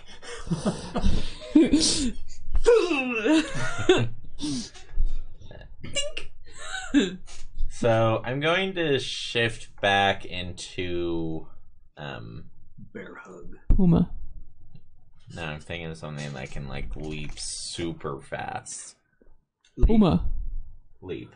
Like a kangaroo? Oh yeah. No, that's more like a distance jump. I'm talking like it can basically launch itself. Puma. Do you want something large or do you need something small? I'm gonna go Do you need something with small claws? and then mid-air shift back into a rhino. Grasshopper. Bunny?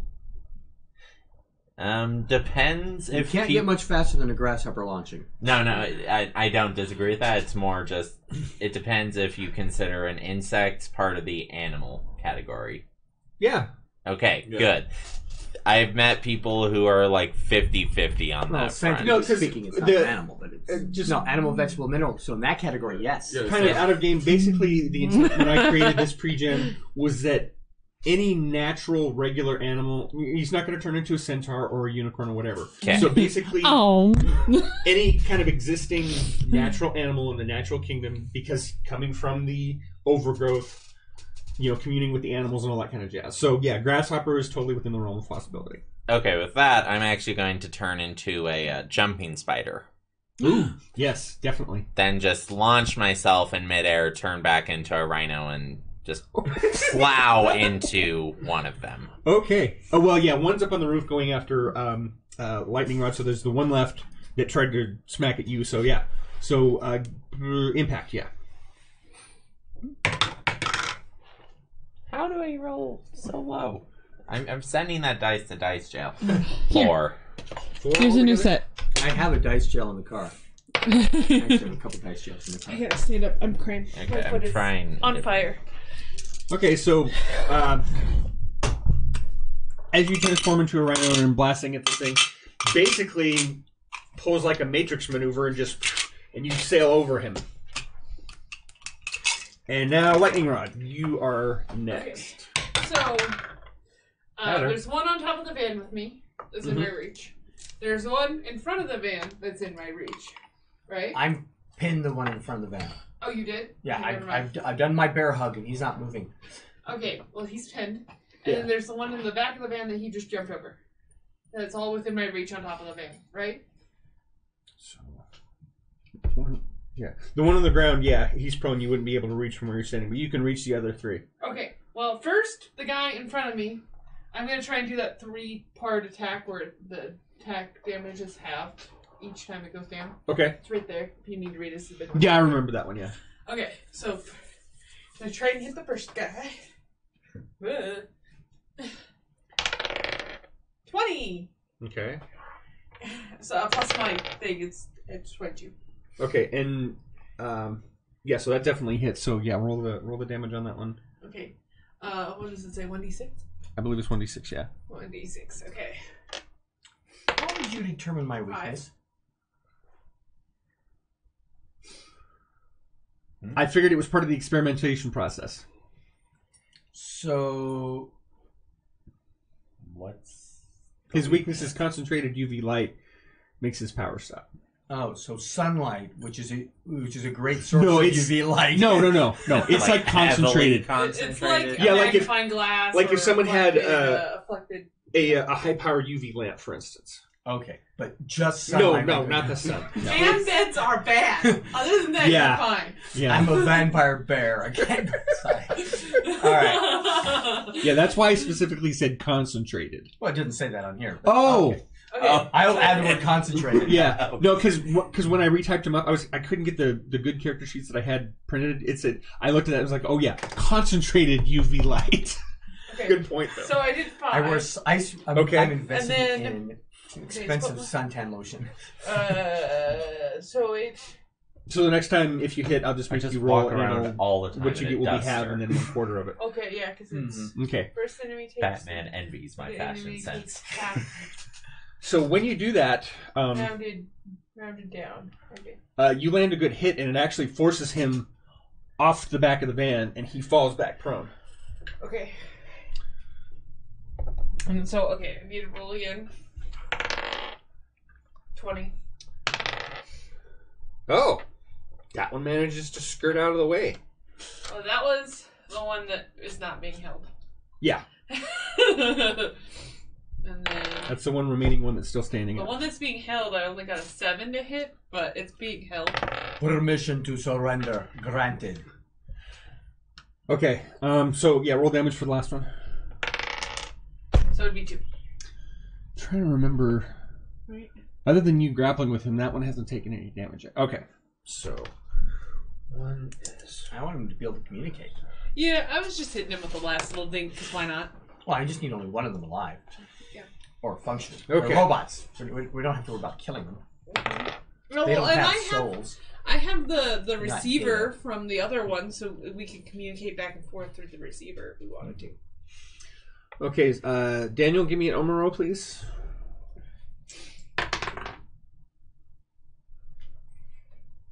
$18. Oh wow. Okay. So the one that was prone, he kind of hobbles up on one knee and takes a swipe at you, and at just the last minute you manage to block it with your katana, and so very close but no damage for you, fortunately. Okay. And then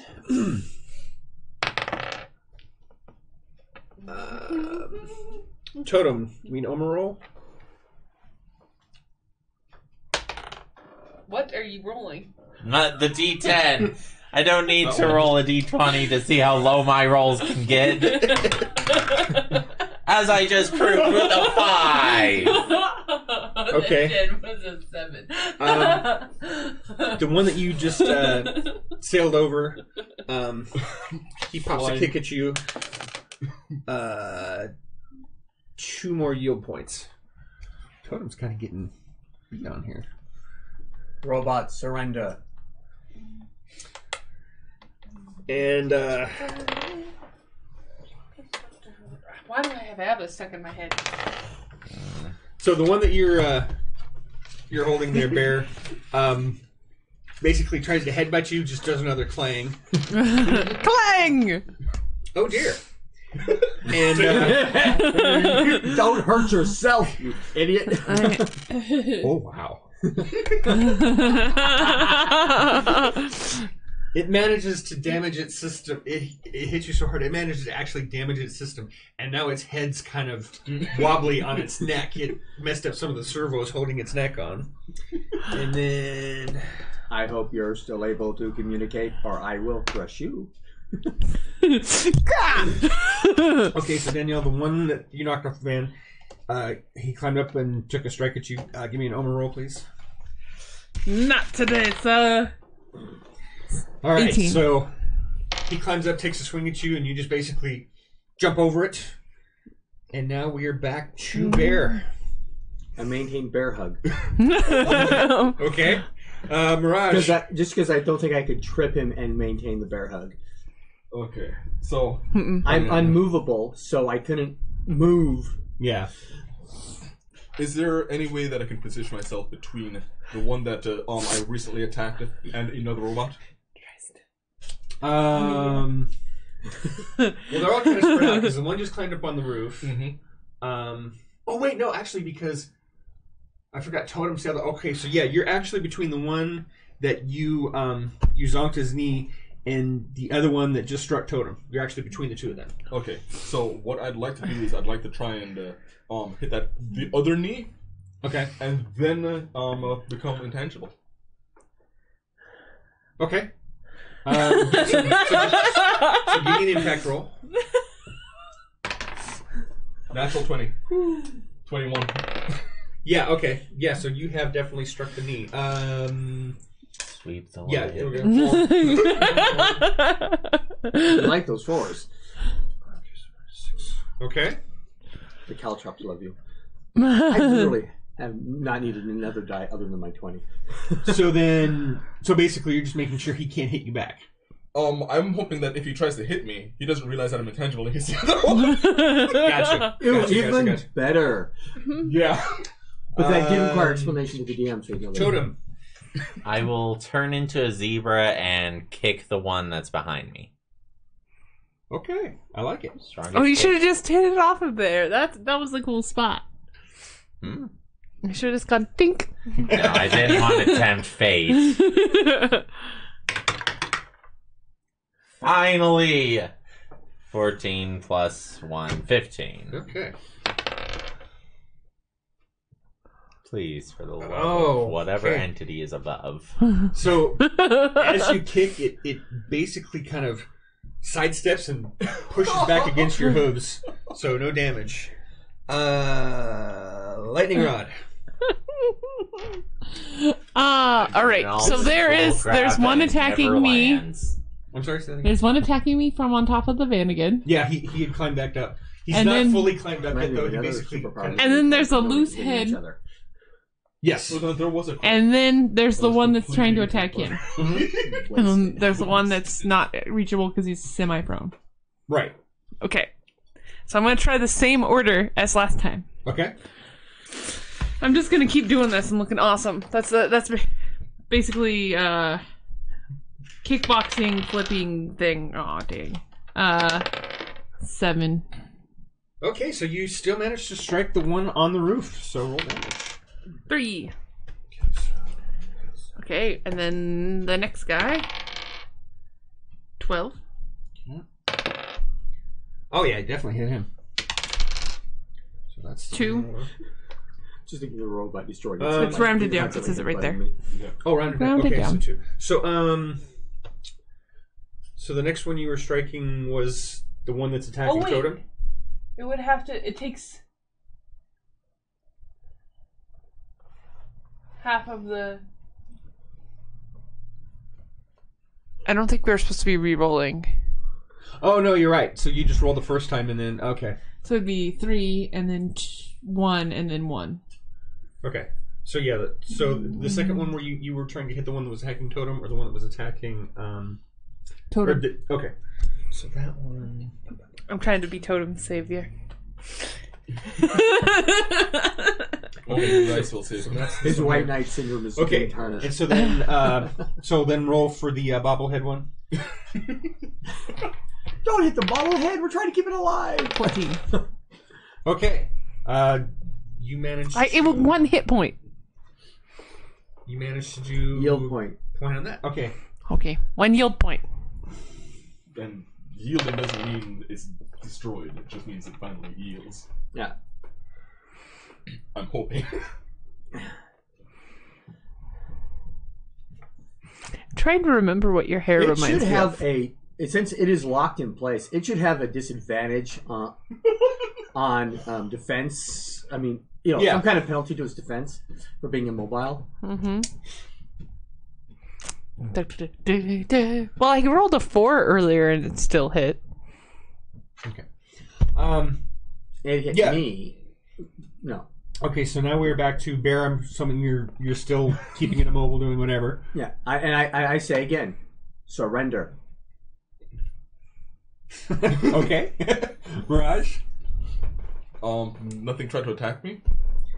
No. The one... Oh, wait a minute. You didn't do their turn. Shh. That's what I want! I wanted to try to attack me! Oh yeah, because he's got to punch right through you. Right. Yeah.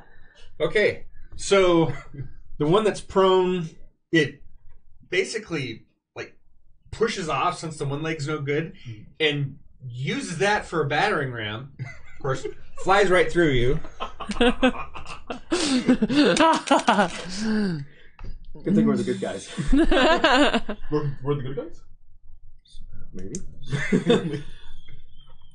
The police chief did call us. Yeah, I'm paying him. Can you imagine running an armored van? I just go up, grab the front of the van, lock in place. You guys, he phases in. Okay. Max turns into a whale And and as that crushes is it happening- after he's done. The other one was basically doing a charge on you. Oh, I could do that thing where I make a wall, and I could make a wall all the way around the rest of the van, Yeah. so that no one can get out. Basically damage each other. Clang, clang, clang. I'm gonna plan to Daniel? Danielle? You know the roll, please? You're not the first person to do that, so I don't feel bad. 12. It's worse when Okay. your mother does it. So the No, what was worse is when I was dating Daniel, and they were like, Danielle. the one on the roof, he climbs up and he tries to do like a sweep kick, and you just basically jump over. It's very close, but you still manage to avoid it. Mm-hmm. And then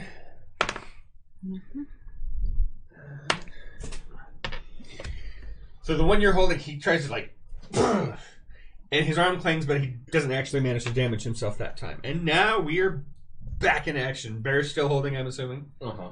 Okay, Mirage.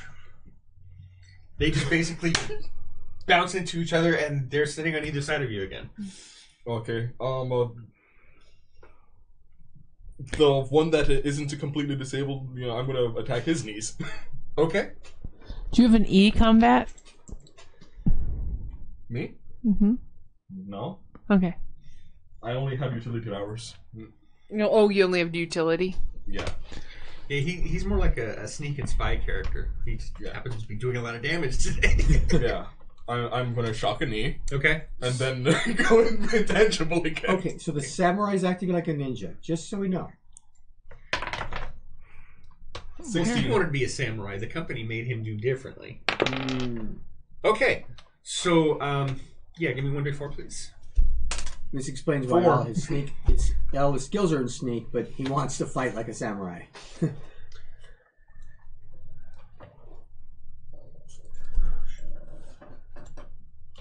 Why is this off? Okay. So, you zap his knee, and his leg does the same thing. It goes straight, and he's kind of balancing on that one leg now. Mm-hmm. Totem. I just turned into an ironclad beetle. That is all. Okay. I'm not tempting the dice anymore. They don't like me. Hey, I don't have to roll dice. I just Just to point out that an ironclad beetle is not a real creature. It is. It is? Yeah, it's a species with an extremely hard shell. So It can be run over by a car and survive. Okay, I think you were being silly. No. Okay, yeah, to mount it, cool. to mount it for Goliath display, turtle, the rhino you need an electric drill to get through its shell to mount it. Yeah. Outstanding. Okay. Thank you, nature. You have weaponized everything. Iron Beetle. Okay, lightning rod. I am going to do 3 kick again. All right. Or 3 staff punt. Whatever. All right. Yeah, 21. So, yeah, you definitely hit the first guy. 5. For the first guy, 4. Or no, Okay, so hold on. I'm trying to remember which one that was. 2 and 1. Okay, 5 for the guy that's on the roof. Okay, so you again knock him off the roof, but this time he's kind of like sparking and arcing as he goes, and when he hits the ground, he's just sparking and arcing and just like he's incapacitated. 7 for the second guy. Okay, you hit him as well, and so That'd be 4. I mean, not 4. 2 damage. which one? And then the one that's incapacitated. The victim of the bear hug. Yeah. I punch him for 1 more. Surrender before she kills you. 12. Why am I talking like a robot? I don't know. Surrender Okay. before she kills you. So connect with him. 1 point of damage. Okay. I'm pinging him to death. What if he does? Yeah. Well, you wouldn't know that I have the thing that communicates. Yeah, all I know is that we won't have anything left to talk with. Well, none of these things have talked yet. Okay, so now we. Oh, yes. Their turn.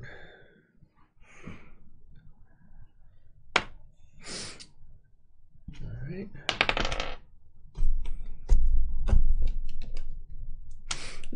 I'm Rick Black Beetle. So, I just Bobblehead gave tries up, to man. headbutt you one more time, and he basically shuts himself down.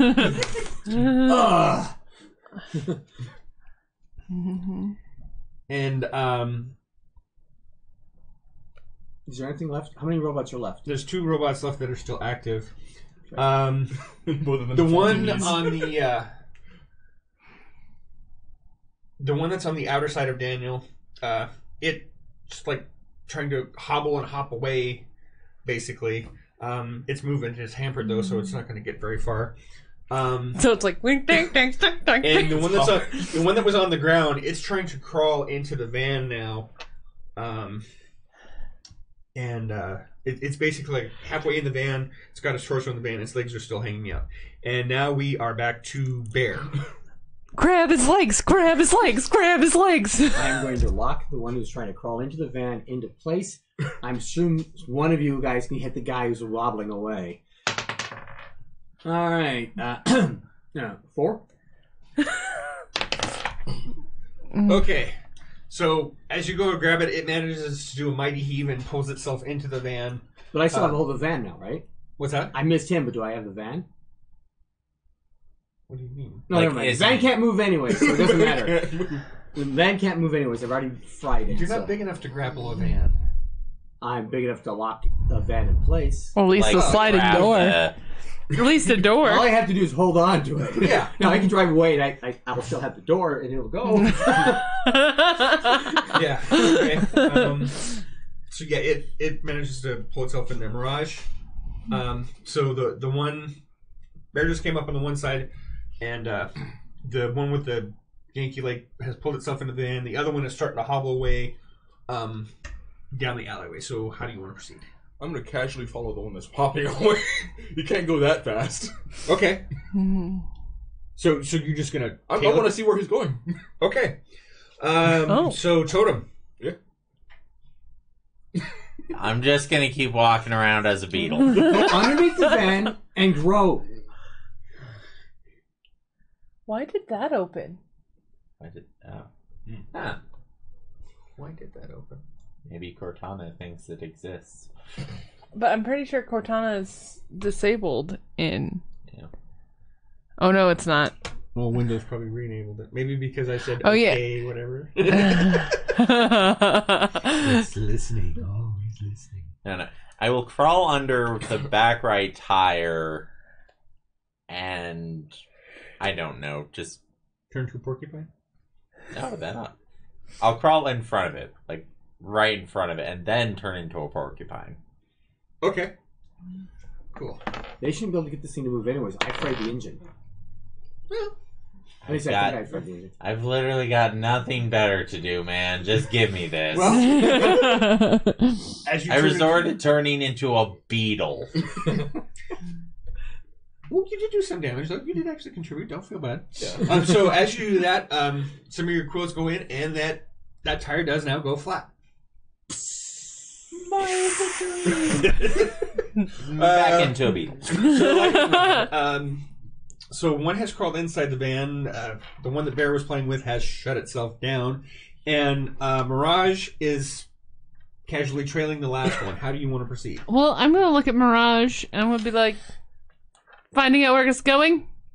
Yes. And I'm gonna swing very gracefully into the van, and I'm going to try to pin it to the ground with my body. Oh, the one that crawled in the van. Yeah. I was like, why are you trying to pin the van? I forgot. There's a robot. Okay. So yeah. Okay. So yeah. Give me an impact. We hate that. 22. Yeah. So he's basically just kind of flailing underneath you now, just beating on stuff, Throwing a tantrum. Bad robot. Here you go, Bear. They've converted Bear. Stop him!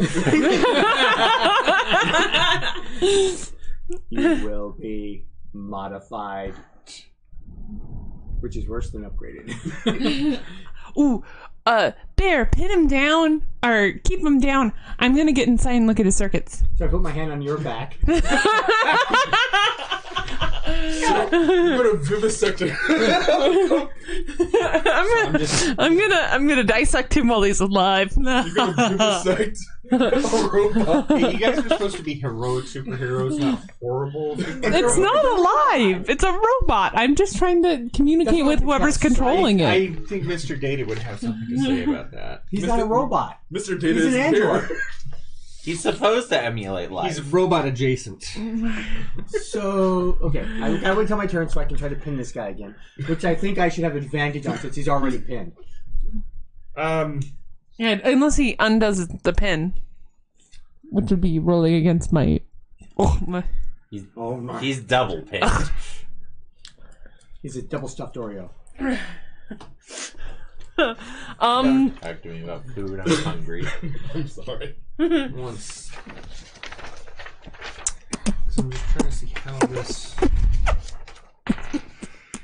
I don't know why I have ABBA stuck in my head. Of all things, I haven't listened to ABBA since I was at your mom's house.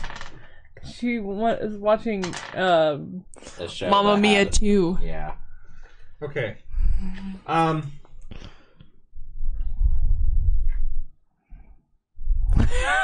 literally watching myself. So, Mirage, you're still trailing the one. So, Lightning Rod, you find another. It's a different type of transmitter. It's basically. He's not pinning. He did you let him pin him down? Oh yeah, I wouldn't. Okay. Oh, we're speeding already, this up. You're already on him, so there's no way this thing's going to be able to get away. And so then you just do the thing there. And I'm trying to I just put communicate my with the hand people on his controlling hand him. and I lock. So you find another thing in here. It looks kind of like the other ones, but this is a little bit more advanced. It's got a GPS. Tracking chip. It's got a GPS signal built in, and there's also a small. This one has a small amount of autonomous memory. It's still partially radio controlled, but it also has some Okay. autonomous function. First, I'm going to read the cache on that, and then I'm going to start sending messages back the other way to the people who are controlling the robots Okay. and trying to figure out where they're coming from while hacking it. I'm basically hacking the hack out of the hack of it. Reverse hacking. Yeah. Hackathon. Woohoo! Okay, so as you do that, you start to hear a rhythmic beeping, kind of like counting down seconds. And the one you're following also starts making the same noise. I download everything I can from this cache. I don't even bother start reading it once it starts beeping. Okay. I lie down on top of the robot, covering it as much as I can. And I'm going to continue to try and work on it, but lie on top of Bear's back so that I'm shielded. Yeah, which means you only take half damage. Okay, Yeah. so while they're doing surgery, what are you going to do? And I'm still trying to hack Mirage? the hacker. What's my current location like? What's the environment around me and the machine? Robot. It has just gotten to the edge of the block on the alleyway, and it's trying to go towards the main street. Towards people. Okay. And it's actually the direction it's heading. There is a parking lot. The direction where it's heading, and there's 4 or 5 cars there.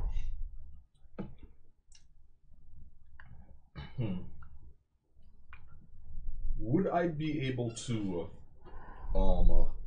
grab this guy and phase both of us at the same time? Phase it right down into the cement.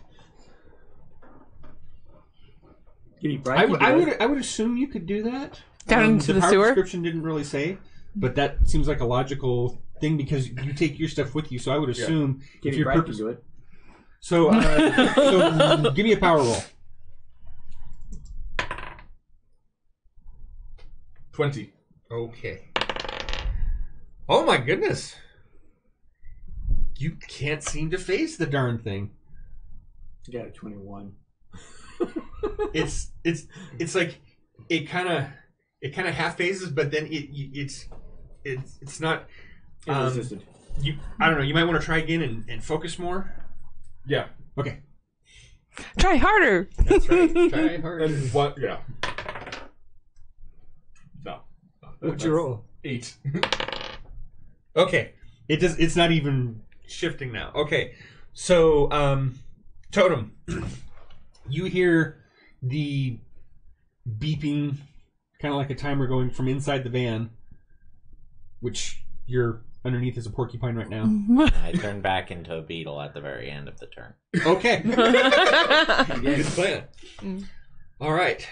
So, what are you doing underneath the van while we've been doing all of this? Because I've had enough time to hook up a whole thing to another thing, and I've just been living that bug life. This is how it feels to be so small. He's finding a new perspective on life. he's wallowing in it. So I'm challenging a random spider to a battle. the timer starts to go faster. It sounds like it's going every half second instead of every second now. So, Bear, you still being a meat shield? I am still being my super shield because I take no damage. And Okay. it should redirect the damage down into the bottom of the van, even. So, Mirage, Good. the Fitting end. Yeah. okay. 16. Okay, you just managed to get it phased out. It takes a lot of concentration, but you just managed to get it phased. And so you want to sink down into the street thing then? Yeah. And then you're just going to let it go? I'm going to let it go, and I'm going to continue sinking. Okay. Hopefully into the sewer. Okay, fair enough. Yeah, so, yeah, that's fine. Oh, the mayor's going to be mad at us again. You go down and you manage to get into the big sewer culvert thing underneath. Yeah. And If I have enough movement, I'm then going to run. Okay. So yeah, Totem, the thing is, it's speeding up. Do you want to hang out still under the van, or are you gonna go elsewhere? I'm going to. What was the name of it? Dan. No. I'm going to turn into a rock spider and just dash out of there. Okay. Cool. So lightning rod. I am still hacking away. I am trying to get it so that I can know everything about the computer that is controlling this computer. Okay. And I'm downloading it. I'm not even reading it. At this point, I'm just downloading the information as I get it. I'm trying to be, what's her name? Off of, not CSI, the FBI one. Criminal Minds. What is her name? All I can think of is Baby Girl. I don't watch the show. Yeah, neither do I. I think you should just move on and try to. Do I roll? Or no? No. So the two robots simultaneously kind of blow up a little bit. It's mostly contained inside. Unfortunately, the robot that you were laying on was directly over the gas tank. And so the gas tank explodes, and You're fine. I take half damage. As long as it's not 13, we're fine. well, you You guys don't have to be 26 to do 13? Yeah. you guys basically all get like thrown because of the explosion of the van. Well, I'm in my power suit. Yeah, he doesn't get thrown. I'm literally laying on him, too. You are not on the ground. Oh, the van gets thrown. Well, You're still in the van. I'm Thor's hammer. So he's probably going to... Can he drop to the ground? well, yeah. Basically, you drop down. Right. Just as the fan And I'm goes laying up- on him. up around me. Yeah. Okay. I'm smaller than he is. I'm laying on top of his back. The force would still have been able to kind of whip you around a bit. You only take 2 yield points though because he was shielding so much, unfortunately, and actually more of that is from the explosion than anything else. The fire itself. Yeah, I've got some singed hair. Now I need you to make a separate armor roll. Oh, no. 7. Okay. Fortunately, The van does not land on me. I want to watch an anime based on I my was actually character. checking to see if your suit overheated because of the I'm fire. watching Oh, anime based on my yeah. character. But fortunately, it does not. So you're still mobile and active. That I'm would gonna be need to ask what series that is later. Because I'd be like him. And you guys also hear an explosion out in the street.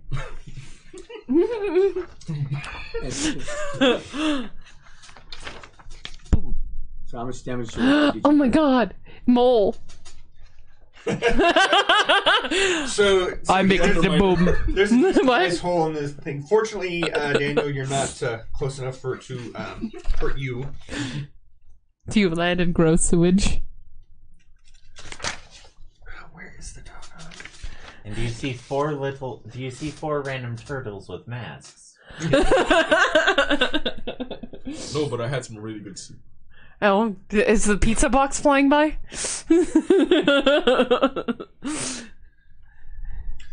Okay. So once the explosion kind of dies down and stuff, you two notice something that you didn't see inside the van before. Most likely, it was inside the unit with all the buttons and everything. And you recognize this as a two-way receiver, and it actually has the GPS signal of where the transmission's coming from. Oh. What did I learn from downloading all the information from the robot? Like, what was its prime directive besides kill us? Or was it just kill us? No, actually, it was.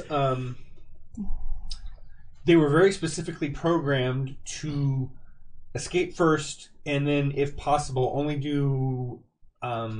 If attacking anything, to only try to subdue things, not kill things. Oh. It is very specifically said it is not supposed to kill things. It's following the robot laws. No, it isn't. And its other function was that it has a list of components and areas where all those components can be gathered, and they are directed to steal all those components and then return to But base. now I know what they're trying to steal.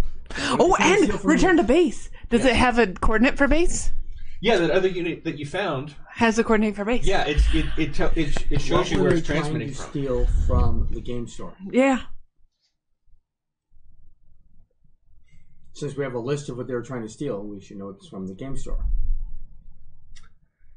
Apparently, that was just a distraction because there was nothing that was actually supposed to be stolen from the game store. So they had to attack the game store twice for no reason? Who knows what strange plans lurks in the mind of evil villains? Or writers with loopholes.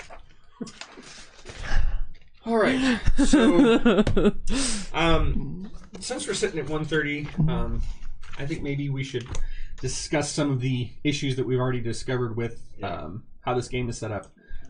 So I'm going to go ahead and Danielle, your impressions, good things, bad things that you think about how this game works. So I definitely think there should be a non-combat stat to encourage non-combat, because there's no kind of intellectual pursuit stat. Right. You definitely had. I mean, you mentioned there was a de-escalation thing, which we in the didn't safe. get a chance Hey, to can see. I see the? I want to look at the rule book a little. The mouse. Yeah, that was one of the things I didn't understanding how de-escalation works. I wasn't quite sure how that was supposed to go either. I have read through the rulebook a couple times, but I will admit I was trying to read really fast because I wanted to get somewhat familiar so we could do this. But yeah, I definitely agree. Physical pursuits, we have stats for that. Mental pursuits, we don't seem to have stats or ways to play that out. Yeah. So you just have to decide whether our charisma is good enough to persuade her way past the bouncer or... Yeah, and I may have missed the persuasion and de-escalation thing when I was reading through, but I didn't understand how we were supposed to engage in a de-escalation or non-combat type, persuasion things. Mm-hmm. So are you guys wrapping up this? Yeah. We're kind of discussing how it works and doesn't the work. remaining time, or are you not having enough time? Well, let me look at the box and see what it says the playtime is, because I understand the game well enough to run it. Well, yeah, we've still got a half an hour. I wanted to kind of discuss it and anything else we want to discuss. Where's Okay. the box? The combat was fun. For what? I think the combat side is really good. What am I looking Although at? I have to admit, on one hand, I do like the idea of the dueling dice, but at the same time, and it does kind of compensate with that somewhat because you add your whatever applicable stat to it. So if you're going up against a higher powered person, they're probably going to have a higher stat. But at the same time, say the bad villain there, Omer 7, they roll a 1. They've got 8, and your attack thing is maybe 2, but you roll a 20. So I think it maybe needs to be scaled a little bit more, and I think maybe if we play this a few more times, figure out better how that mechanic works. But so I both like and don't like the dueling dice, I guess is what I'm saying. Mm-hmm. Were there any behavior modifications built into the system? I haven't found any reading through. The closest thing I would see to that is that you don't have the option to play villains. Everybody's supposed to work together. Right, but if they play a non-heroic, like I heard you mention that. Now, when I mentioned that there was a great plan, 30-minute playtime. Okay, we can get it. Thank you, Board Game Geek. Yeah, we were talking about how we can, we make great thieves in a group. we could rob a bank. That doesn't sound very heroic to me. No, Yeah. but I was just saying we have the power to do that stuff. But is there anything in the game system that prevents us from behaving like that? From what I have seen in the rulebook so far, and again, maybe I've missed it, but I tried to read pretty thoroughly. I do not see anything specifically, fellowship focus. I don't see anything specifically to prevent people from behaving badly. Not specifically written in the rules. Is there anything about other than a team name? Is there any rules about teams? I didn't see anything specifically with that either, and I was also looking for, you asked if we could help. I went ahead and threw that in. I didn't think anything specifically to where you could aid your compatriots in the. Well, I do think there are some positives in this. I do feel there some behavior gaps. modification, especially considering this was designed for a kid population. You're So gonna test boundaries. I do think that there needs to be something that will prevent the heroes from going rogue. What was it? Especially when you Some of consider tablets? the modern comic books and cartoons have gotten a little bit grittier. That's what kids are going to go off of. Yep. No, that's my biggest concern with the superhero genre. Yeah. Is if there are no limits within the context of the game structure, you are going to have them go wild with the superhero powers. Mm-hmm. That's why I've been kind of hesitant to introduce that to our general populace until we can finish figuring out which superhero game Yeah. Well, we can, has good. And that doesn't even have the one I modification have, built into too. it. Yeah, well, we did Sentinels and then what were two others? This was one Puzzles. So any other comments that we you tried guys the Palladium have one. Palladium. Palladium. regarding Palladium's no. gameplay? I was taking a look at the character sheet and I noticed that there's a power tracker. I don't know what that's used for. Yeah, I was having trouble finding. I think there might be. So when you use your superpowers? I think that might be you have a limit per combat round, how many times you can use your powers. I'm not sure. From a game master and person reading the book standpoint, I will say that some things are very easy to find in the rulebook and some things are kind of difficult. I've read through the whole rulebook three times, and there's still some things that I haven't found. I guess basically what I'm saying is I think this was a good start, but there are some things from play that are missing. Yeah. It sounds like there's layout issues if you had trouble finding these things. Well, I'm wondering if maybe They're lacking an index. some things didn't get included. No, there actually is a good index, Okay. but there were just some things, and That they maybe I read some included. things wrong, and maybe the things are there and I missed them. And Okay. if that's the case, I do apologize. But Okay.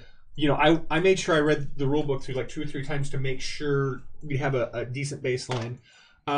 So That guy had a toaster for a head. from combat simulation point, yes, good.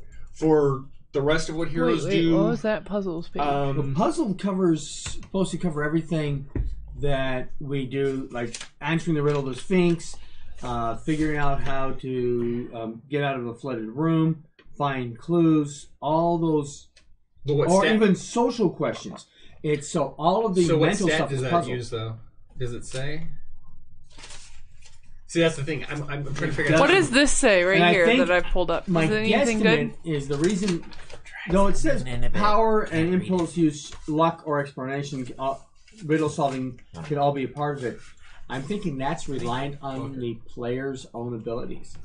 Heroes can pick warehouse at random while the warehouses are labeled. With this book, you can select whichever warehouse you want, leaving the final warehouse that leads to the factory until the very end. The alternative component requires all 3 mazes, whereas the combat component allows you and... Okay, so this is a Yeah, puzzle. that's not explaining how puzzles work. So, I'm guessing that we need to have some kind of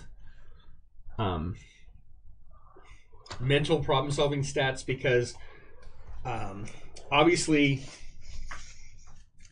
smart people are going to be good at riddles and stuff, and people who have issues or just lack of information, They're like totally stuck. like for instance, I didn't know that the Iron Beetle was a real thing. So a lack of knowledge on the player's part is going to translate over into the game, and I think that might be frustrating for some players as well. Yeah. Especially since this is designed for kids. Younger kids obviously are not going to have as much knowledge as older kids. So, There's a map of the game place. Yeah, but there wasn't a map of outside, and we stopped them before they got there.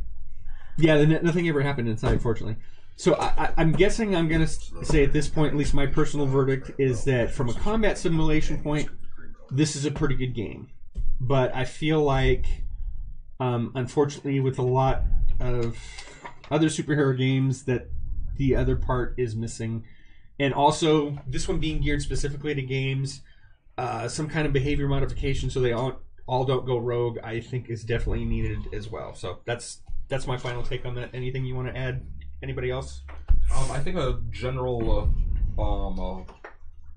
instead of limiting the mechanics to combat, if they had made the competitions, more general instead. So, for example, Impact versus Omer could have been competency versus defense, and that could be used for social, intellectual, instead of just combat. I think that could have shore up a lot of the problems that we see, because they've got some rules for combat, but nothing else. Mm-hmm.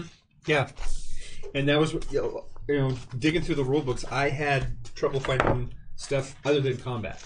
Yeah, how to make it work. And there is no. We have the first. Yeah, it seems to be a combat-centric system. Yeah, we don't want to make that kids' only solution. Like, what I really like about No Thank You Evil is that anything that the kid can think of, I then get a rating scale from 1 to 8, and 8 being impossible but still doable. Like, if they have a big enough party and they all are awesome, and you only need one person to be awesome, and you have to try harder.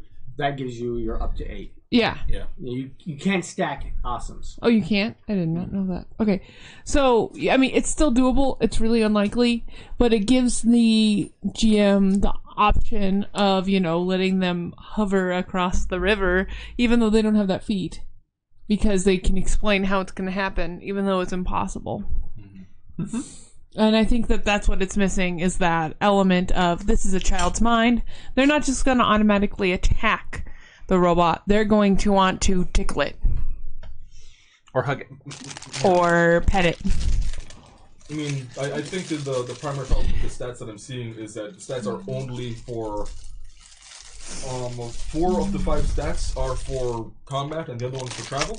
Yep. There aren't generic stats of how smart is my character, How social interaction, how confident is my character. Yeah, I think if they would have just had some kind of intellectual stat, yeah, you could use Omer to protect against that, but there's no intellectual kind of yeah. So do I believe what he's saying, or that's not what I wanted? What was that? Oh, okay. Random button. There's power outage during game. I'm looking for power outage game, and we have the very first power outage video. Okay. Nobody else has done one on YouTube. Yeah. Well, it's only I think been released a week. Right. I was just hoping the company would have put out something. Yeah. Hopefully they'll find this feedback useful for their enhancements, since they haven't done a hard copy yet. And I would like to end on a positive note. I think this can be a fun game. Oh yeah. Oh definitely. As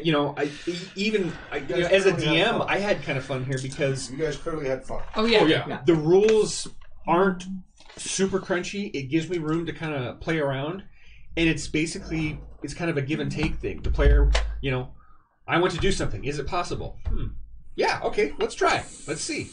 And that aspect I think is a lot of fun because it encourages imagination. So well, and if they want to talk more about their approach, John, if you want to have them on the RPG Talk Show, they can reach out to you.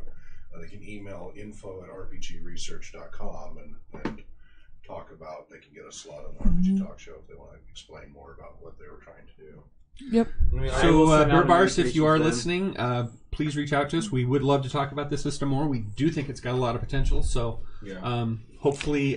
So there is. I just found it. There is a redirection thing for kids, but it's only in the beginning. It's part of the. It's at the very end of the book. Oh yes, and it's a.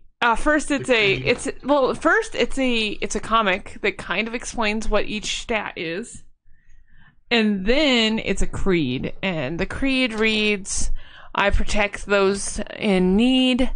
I don't act for greed. I will help without reward. I will face darkness, but I still move forward." But are there any consequences outside of story, like outside of No. have to police them? No. To go and attack and bad people. There's no rule to keep people in check. Right. This is an oversight of a lot of newer games in the last 15, 20 years because of we've talked about the whole moral relativism. And I honestly, I was kind of surprised I didn't find anything, because it was designed for kids. Yeah. Yeah, because the problem is a lot of people assume best behavior from the kids, and that's great, but it excludes a large, millions and millions of at-risk youth who would get great benefit from this activity, but need the behavior modification built into the system. Yeah. And a lot of people just don't think about these things, and that's why we're out here trying to help people think about these things. How was the readability of the book design, dyslexia, things like that? All but a couple of charts. Most of the book was pretty good, but there were some things like the... a lot of the text has got a watermarking behind it and stuff. That's not good. Does it? Well, and one thing that I found was, I think would be really a problem for some people. So all that and everything, all that background, that makes it a lot harder for people to read. The powers list. Oh yeah, this is the one that the people have too. It's in very bright colors, the background, and then the text is in white.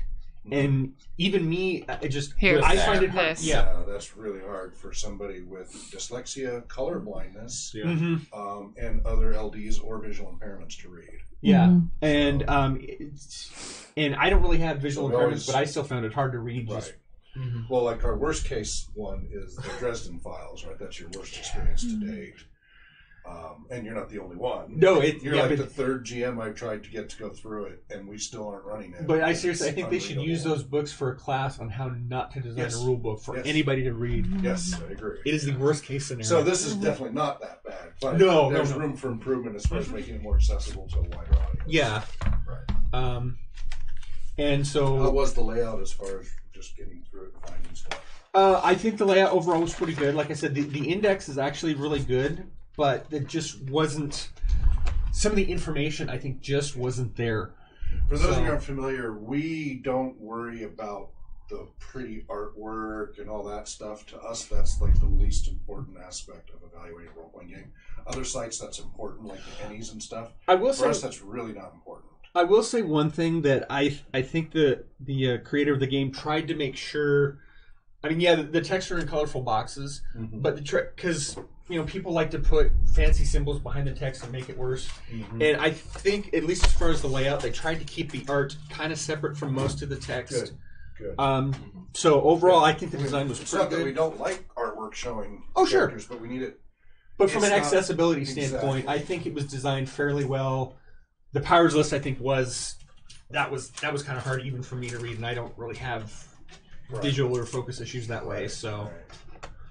Yeah, well, these are important things for people to consider. And I it does have watermarking behind it, but being someone with dyslexia, and I'm even reading it on a screen far away, it's not the worst backgrounds I've ever seen, because they're fairly solid. Even if they are a little textured, they're still fairly solid. But it is going to reduce readability. If they have color blindness, it can be that much worse. So in the cartoon thing, we're talking about using things for mental ease. Your impact also describes how much someone is willing to listen to you. For example, when you're trying to act tough, calm, down, so it's like presence. And show them in your leadership. So impact is not only your physical attacks, but if you're trying to do a social interaction, your impact is what you roll. Okay, so I must have missed that before. I do apologize for that. And power also is how well you see the world around you using super senses. Power also comes from your training and knowing what to do in certain situations, including spotting clues, as according to the description. Oh, so our power and our thing they're interchangeable. So you only have. So those are more general, and it is, as I was describing, where the impact and the power and the armor are more relative than specific to combat. Okay, so yeah, I must have missed those descriptions. Then that's my apology. And like I said, I read through the whole books, but I was reading through kind of fast and trying to absorb as much information as possible. So I guess maybe in the future, we try that again with more knowledge of how the stats actually work. A second review of this, I think, would be good. Yeah, although we need to get through this huge pile first. Yeah. Oh yeah. First pass, and then once we figure out the ones we want to go back and review, then if that's in the running. Yeah. So these are all the out of print ones. Yeah. The ones that we can Marvel. Well, we could, like this one's in print as far as Means Masterminds, but it's Green Ronin, and They won't let restricted us. licensing, so we can't Right. use them. So all these others, though, we need to evaluate. So we got Bash, Heroes Unlimited, which you guys struggle with, so I need to take that on for you guys because I'm used to complex systems, and I would do it in a way I'd layer it in. Masks, A New Generation, Squadron UK, Mighty Protectors. These are all currently in print.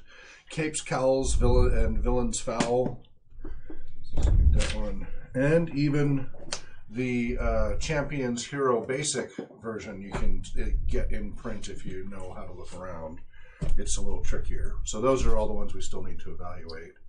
And then see if any of them have any behavior modification in any of the superhero genre. If none of them do, that's a problem. Yeah. Oh, and I also forgot GURPS Supers. So, which we didn't find any behavior mods in those. We haven't run it yet, right? No, we haven't. Okay. So there's Exactly one. GURPS Supers as well to still run. Because we have both Supers and Powers, which you need the two to play. So do we have any final comments, or I think we should talk this one out. Yeah. The primary thing, considering I guess you you're have not to going to search for it. No, that's okay. We're going to schedule time for next Thursday. Yeah, considering that you had to search for it to find that the impact and power, the Omer were more general. I think they should have put that right up front so it's right there for anyone to see. Yeah. Instead of having to search for it. Quick reminder: we are changing our schedule after the 18th. So the 26th, second on Monday. Yeah, but the 18th will be the last time we're broadcasting on Thursdays. Okay. We're gonna so next week we do because we've got a special guest, and then we'll still do our applied gaming. But that will be the last Thursday we do for the foreseeable future. And then that Saturday also we're moving things over to Sundays and because that worked out for you, right? If we do it from noon to 3, it'll be okay. So after the 18th, we'll be on a new schedule, which we'll be posting all over the website. Okay. But Thursdays and Saturdays we're going to stop broadcasting, starting after next week. So, and remember, next Friday we're not going to be at Drop-In and RPG.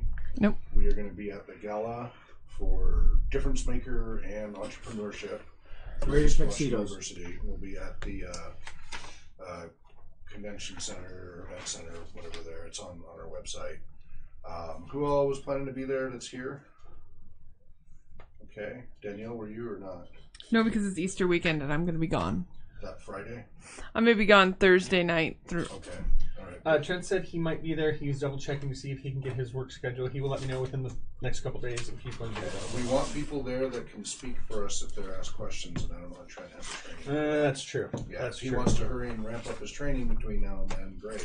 I'm not sure But he has the hasn't time, applied honestly, or for anything, the. So I wouldn't, because we only have 10 seats. We want those seats full, but we want it to be people that if people walk up and ask questions, all of us can speak. Okay, that makes sense. To Absolutely. some degree. Okay. So hopefully, I mean, because I know Brooke's going to be there, Katie will be there. I think we'll have a full table. It's looking like it. I hope. Want to make a good showing for that. And that'll be the main things. It's networking. So this next Thursday we will not be at the Spokane Valley Library. This Next Friday. Next Friday. Sorry, next Friday. And also the first Friday of May we're going to be at Manitou Park. Yeah, nice. In the northeast entrance, right as you come up Grand Boulevard. I just updated the maps for that on dropinandrpg.com. Okay. So that's where we're going to be in May. To find our community programs, I'm gonna plug it real Go quick. ahead. You can find all of the information at www.rpgresearch.com/schedule. And check, you guys are supposed to be monitoring the chat room. Yeah, we had it. I supposed to just always had it have up. that. Okay, that should always be up working. Always. Well, it was only when we were doing these. What happened? Well, that's. I don't know. It just vanished. It vanished into Here we thin air. Yeah, but that should always be up. So if somebody asks a question, you'll see it as it happens. I've been noticing you guys don't keep that up, and that's really important for audience interaction to keep the chat up.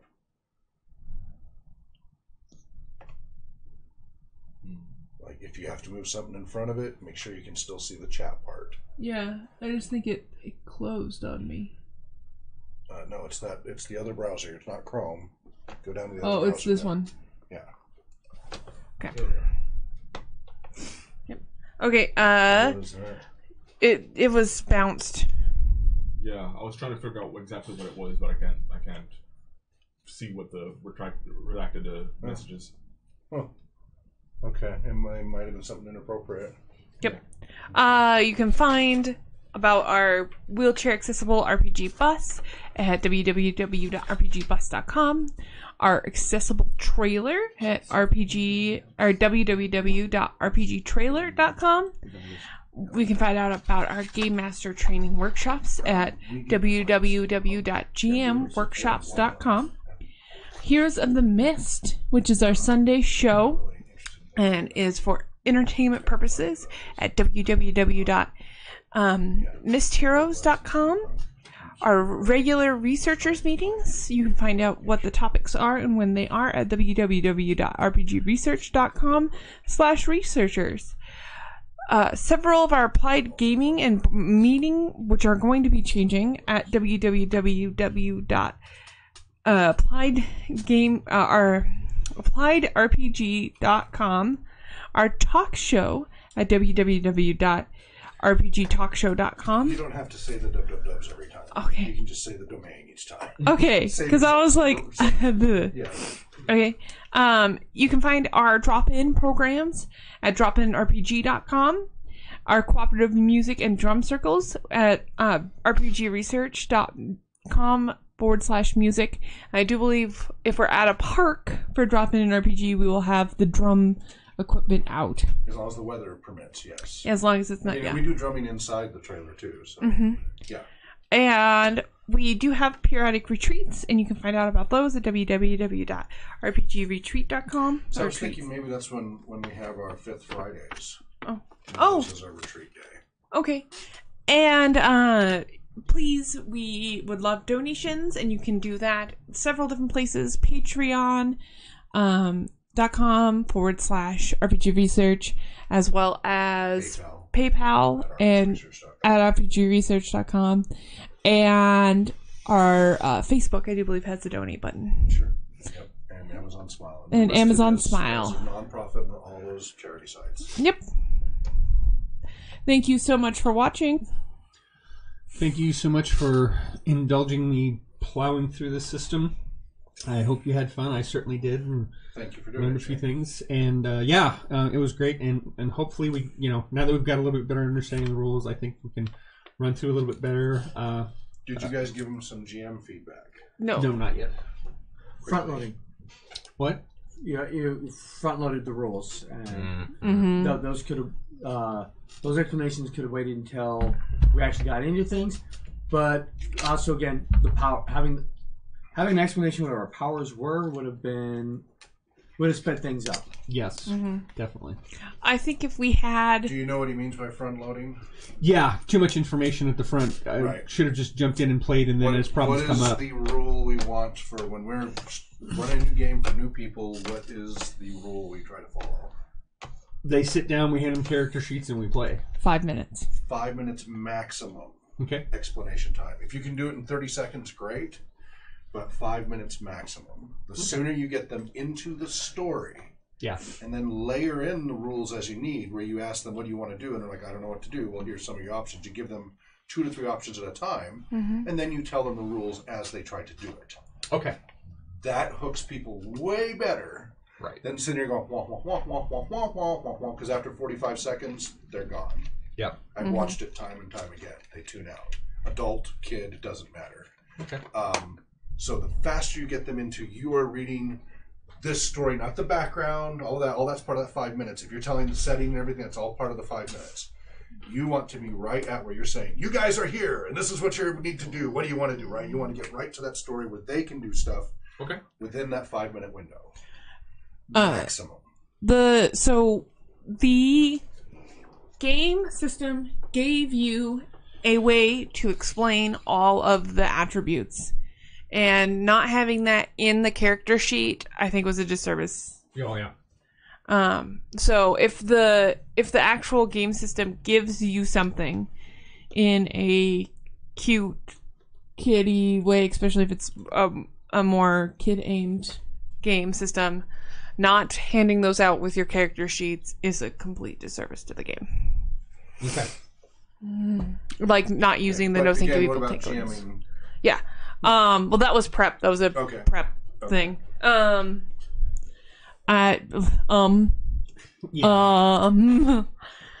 getting better at it. When you first start GMing, I've noticed that the first 20 minutes are and then you get your roll and there's no ums.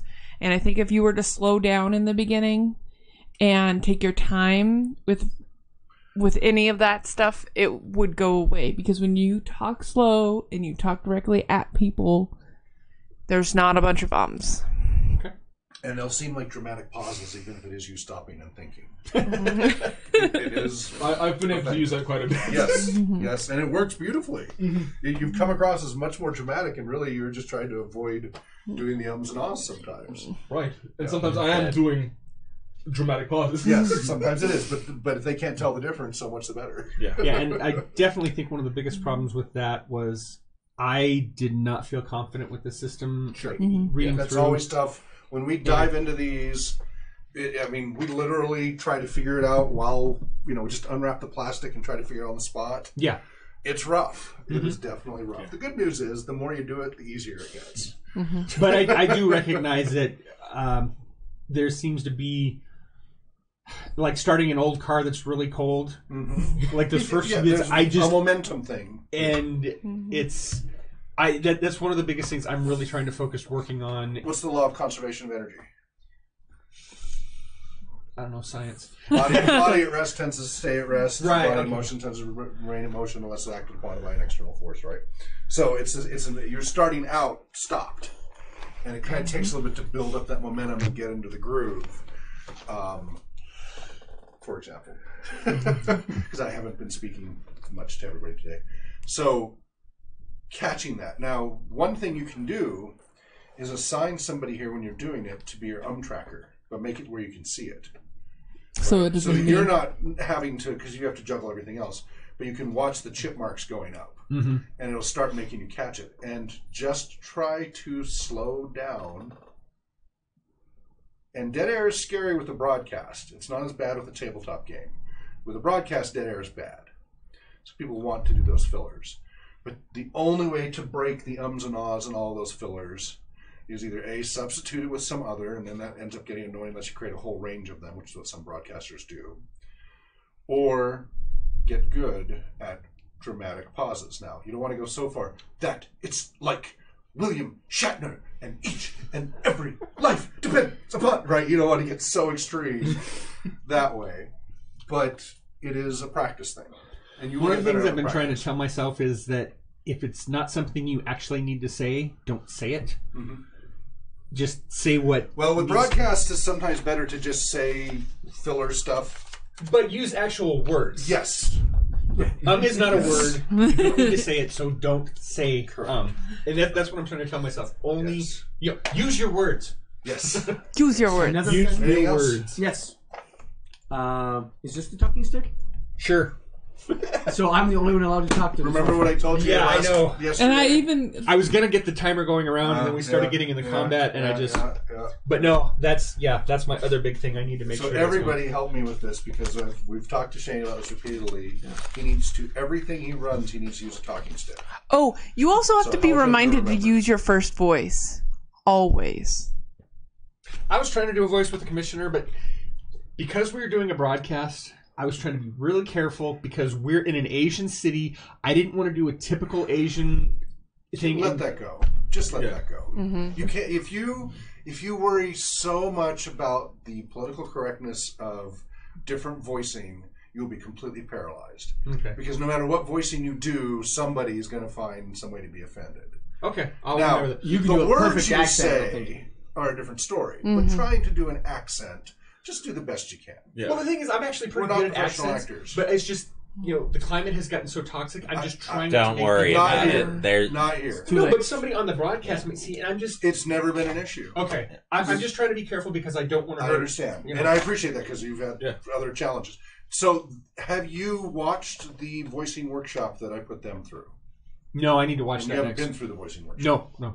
So you need to watch that video. It is in the training thing now, I think. I If think it's not, tell me and I'll find it for you. I'll make sure I go through it this It's weekend. a two-parter. Okay. Go it through. should actually be out on YouTube now. Should. Well, it's been 3 Send months me a and you were reminder. ahead. You Send were. me a reminder. That doesn't mean it is.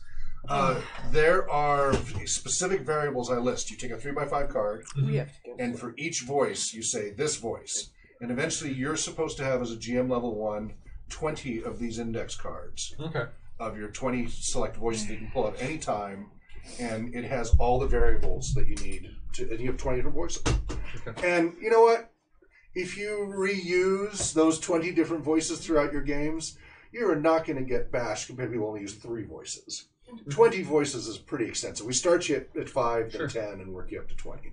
And so you're all supposed to be working on making a little database of those that you can pull out every time and then assign to each of the characters. You can just say, card 3, this character. Every module you open up, and you can do it on the fly if you have to. If you only have 5 minutes prep time, you can just quickly whip out those cards and assign voices.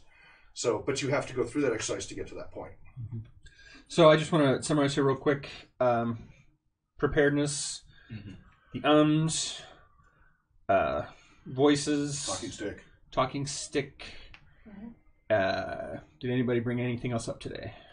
Anything else anybody wants to bring up? One other thing, and this is something that I've been trying to figure out something that I don't think it was that bad, but considering that you like using the voices, I'm thinking this would have been a optimal opportunity to not only add more clues for us to work with and break up the combat so that it isn't just I hit them, we dodge and whatnot. Yeah, the robots were being controlled, but you could still give the robots some voice and character. How were his adjectives of other senses? Yeah, you didn't smell. Yeah, because it wasn't in the module, I assume. Well, Then you have to ad lib. Yeah, well, this thing was very light. So I mean, I was half the stuff I was kind of making up on the spot because this pre-gen was really light. Positive side. Let's wrap up on a positive note, everybody. Your ums went away faster than yesterday. Oh, I actually thought I was being worse than yesterday. That's good to know. Once you got past the initial start, you were able to get, I think we were all fairly decently engaged, with the exception of, dealing with some really just bad dice rolls. What else? John? Positives. Positives. I think the energy was going. You kept you adapted to some bizarre choices. Yes, with superhero gaming, you have to. It is that way. Well, and that's one thing I think is fortunately with these rules, you have the flexibility to get crazy. So I just, for everybody, because I don't know that I've spelled it out, whenever we do these critiques for our GMs and such, which we need to do, right? It's the only way for us to keep improving. 3 up, 3 down. The way I recommend doing it is you start with one positive. Just pick one positive. It can be a big one, a little one, doesn't matter. Start with one positive. Then go ahead and go through all the more negative ones that need to be improved. But always end with one or more positives as well. What that is psychologically, that's primary, middle, and last. Yeah. And we remember most what we first hear, secondarily what we last hear, and everything in between kind of fuzzes. So the key thing there for the negatives is you got to write the negatives that you need to improve down. But you should also write the positives. So we're telling you all this. Did you write any of this down? Well, Danielle I you took can some of her remember notes it all. here. She's got slow down, it's okay. Okay, you should be writing all of these down every time you get feedback. I have the other one. And then turn these into Post-its that you put on your screen so that you can slowly check them off as you're playing. I mean, if you want to accelerate the process, you can do this more through osmosis, but it will take longer. If you take this more regimented process, you will improve much more quickly. But everybody, when you're giving feedback, start with a positive, do all the negatives, and then end with positives. Okay, that will, because that way people don't take as much of a beating themselves. We're off the air, right? And such. Are we off the air? I don't think we are, okay. actually. So go ahead and do the farewells and all that. Once again, thank you for sharing your time with us. Thank you for playing. Bye. Have a super day. Wherever you may be well, happy gaming, and namaste. Farewell. Dream well. Simple.